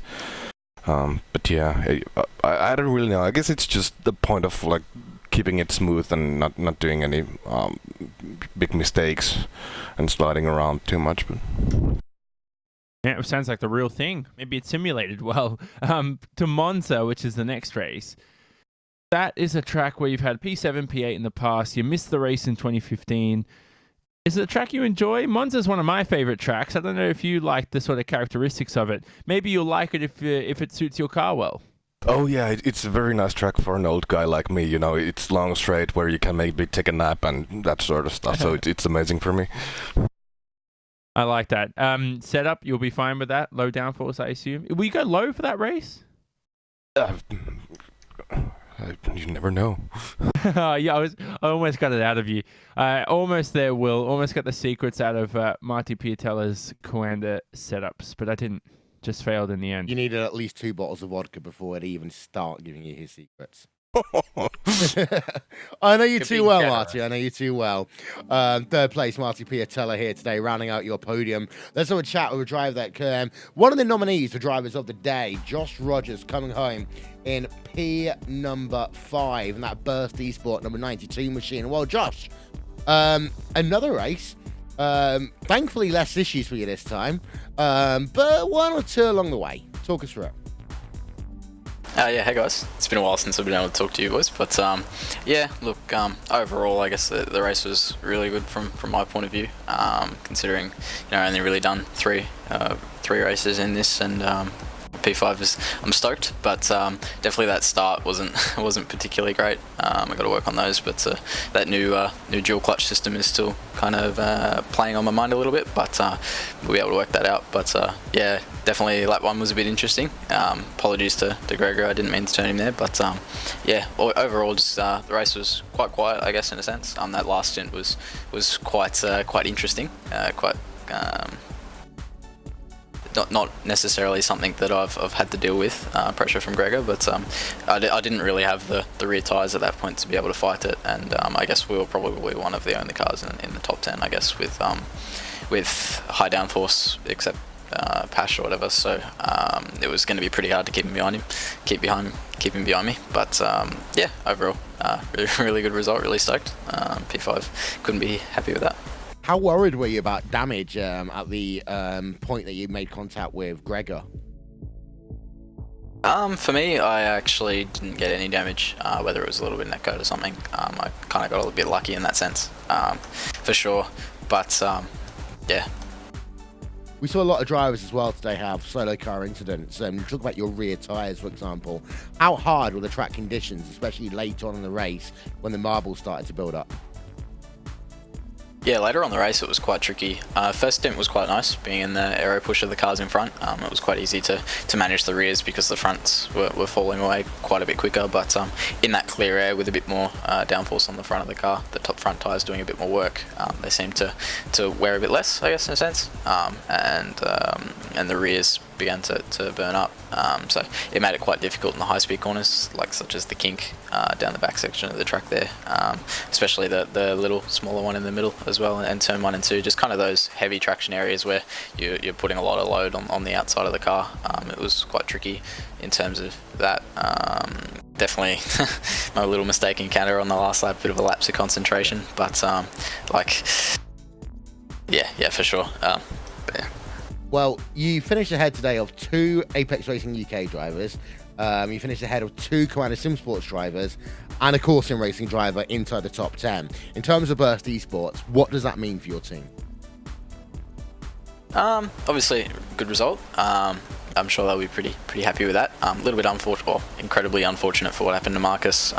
Pace was really good. His pace was probably a good couple tenths faster than mine, so he could have been up there fighting in the podium. But obviously you can't change what's happened. But along with Marcus's result at round 1, it's a bit rocky rounds after that. But yeah, good to be able to get a good result for the team. And final thing, of course, Monza next time out. Talk about having a high downforce setup here today. Are you worried at all about having to go to an ultra low downforce setup track? Not particularly. I think at least in the Road Pro Series, I was quite confident at Monza, coming away with the win there. So I think the car setup wise on the really low downforce, it's just something that you get used to at Monza. So it shouldn't be too difficult. But I mean, the set at Montreal was quite good as well, and that was low downforce. So I don't think we should struggle too much, but it'll be interesting to see. With everyone running low downforce, it'll be probably a lot closer, and strategy will be key. Yeah. Well, before we let you go, who do you want to give a shout out to? Just a massive shout out to all the boys that worked hard this week: Marcus, Moritz, Pash, and all the boys at Burst Esports for all their support. Especially Carl Winkler and Matt from TTL tonight for assisting with some spotting. It really makes life way easier when you're not got to worry about whether you're going to jump cars or whether you're going to fall behind or whatever. And just thanks to everyone who supports the team. And well, thank you very much. Josh Rogers there coming home in P number 5. That wraps it up for our interviews. And well, driver of the day, give me one, Johnny. Driver of the day. Wait, we've still got another driver to interview. We've got Mac Backham, don't we? We'll come to Mac in a moment. Driver of the day first. Sorry, I can't stop laughing at these messages. Martin back to victory lane. I don't understand why we don't give driver of the day to the race winner, but all right, we're not going to do it. No, that's it. Martin's the best driver out there. These cars are all equal.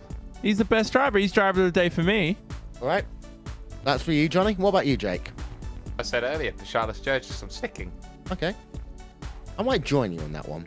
No offense to you, Martin, but, you know, I think Gergis just had a fantastic race today. We've got Mac Backham here. Who wants him? In fact, you know, alternate questions. Jake and Johnny, go. Mac, Who's going first? I'll start things off, Johnny. Thanks, Will. No worries at all. But, right, Mac, let's get down to the nitty-gritty in the business straight up. Contact with Gregor Hutu for the second straight race. What's going on? Yeah, I don't know, he just after the turn 5 he kind of went wide into the turn and he kind of collected me a bit there. Then I kind of spun around when we had another contact because of it, like 2 milliseconds later.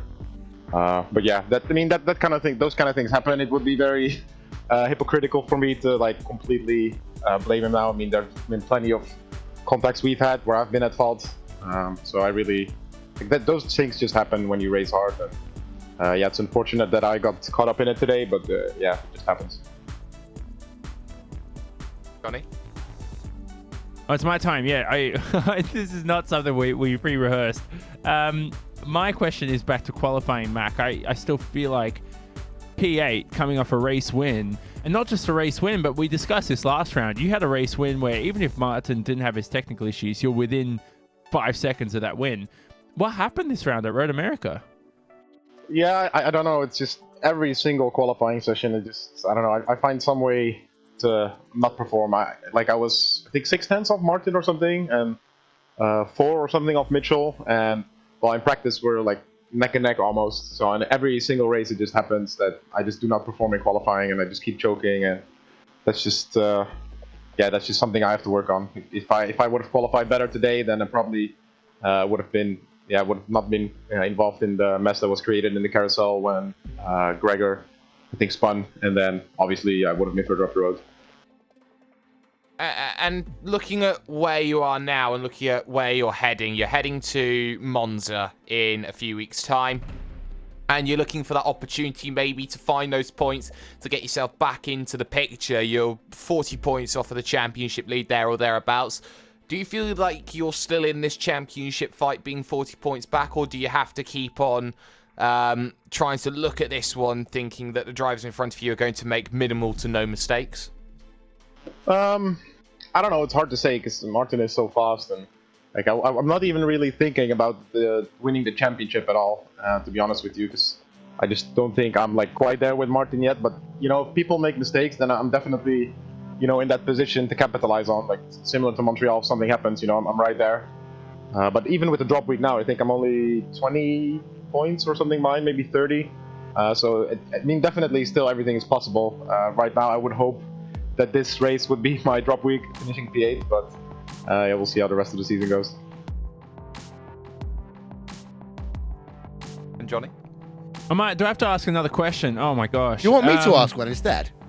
No, I love go. Mac. Yeah, go, Will. You ask a question. I'm going to talk about Monza, Mac. And it's a track, you talk about close racing. This track at Monza is probably one of the ones where you get the closest racing because of the long straights, because of the tight chicanes. Are you worried about having to race in the pack and people worrying about, well, maybe even thinking about a reputation of you or anything at all? No, not at all. I really, I'm not afraid to race anyone. I think that shows even if I make a mistake, the next race I'm right back battling just as hard. So really, I'm not afraid of that. I don't really mind what people say, to be honest. The only thing that's a bit, well, I wouldn't say it's not irritating me, but just it's a bit weird how some people like don't do and keep blaming other cars for wrecks when some red line cars have been involved in incidents every single race so far, and obviously some of them were at fault in a few races. And even in this race, I saw that he was blaming me, even though last year, I don't know if you guys remember, but we had a pretty similar crash. It was me and Bono, and I was on the inside, and something very similar happened, and I got put at fault for that. And now Dom is just, kind of running his mouth and blaming everyone else except for Gregor. I think that's a very bad view to have on the race, seeing that if your drivers cannot do anything wrong. I think that's very, very, very bad, because then you will obviously never learn. I think that they need some extra self-reflection for the coming races. I think that's definitely needed. Well, let's ask you the obligatory question. Who do you want to give a shout out to? I want to thank Marty. I think he did most of the setup work because Mitchell and I had to drive for Blancpain, obviously, for BRS World Championship right now. So when we got to the driving, the setup was already pretty good. And yeah, just thank everyone in the team, the spotters like Jörn and Philip. Yeah, it was really helpful having them. Help me with the pit today. Well, thank you very much, Matt Backham. Actually, I will say one thing, Johnny. That's one of the most interesting interviews I think we've had in a very long time. Yeah, well, I see what he's saying too. The thing is, though, Dom, you know, it's not like Dom's going to go in public and write a whole article on the Team Redline website saying Gregor Futu's at fault. You know, you're always going to stick up for your teammates. It's like parents sticking up for their kids. You know, when you have that great relationship, Dom and Gregor have worked together for 15 years ongoing, however long it's been. You're always going to stick up for each other. So it's understandable that that's their relationship and their views on all the incidents. Mac has his side as well. And I told you during the race, Will, it was early on, I said, they're going to have a discussion. It's going to be respectful. And they're going to agree to disagree. And they're going to walk away. That's the way it works in motorsport between most drivers. Yeah. Next time we are on air, it will be the month of May, Jake, and we'll be at Monza. That race could be fascinating. It was fascinating when we went there last time because it was the first time you really saw Martin Kroenke make major mistakes last season. It was the only time we really had to see Martin Kroenke battle back through the field and get past drivers, not just any old drivers. He had to get past Hutu, he had to get past Schothorst, he had to get past De Jong. You know, we're looking right now at a season which holds a lot of similarities to the 2016 season. A very topsy-turvy start, drivers looking to find form, and when they find it, and when I think that we find it, that middle to late part of the season is going to be so vital for how this championship moves forward. This could be a changing of the guard. This could be an entirely different season entirely, which sees the same old names come back to the front, just in a different repackaging. But I think that Monza is different to pretty much every other circuit out there at the moment in terms of this calendar. And I think that this is going to be that race where I think that there will be some more differences that can change drastically how we view this championship. Yeah, and in many ways, Johnny, we always talk about the month of May being one of those, that month where if you manage to get it right, then it will set you up for the season. We've only got one World Championship race in the month of May this year. Normally we have two. So we're into a very interesting situation where Monza, high speed, high charges, anything can happen. It's definitely one of my favorite racetracks. It's one of those racetracks where on other sims, you put 100 cars on the grid and you just go out and race for an hour for fun. And it's Wait, you mean there's other sims? Yeah, others, iRacing, sorry, sim. Excuse me.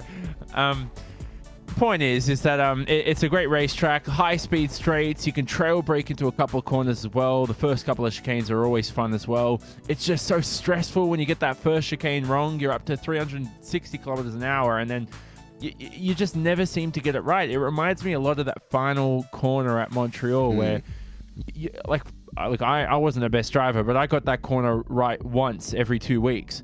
So if I could get that right in qualifying, I'd be happy. And that's the same for the exit of turn 1-2 at Monza. The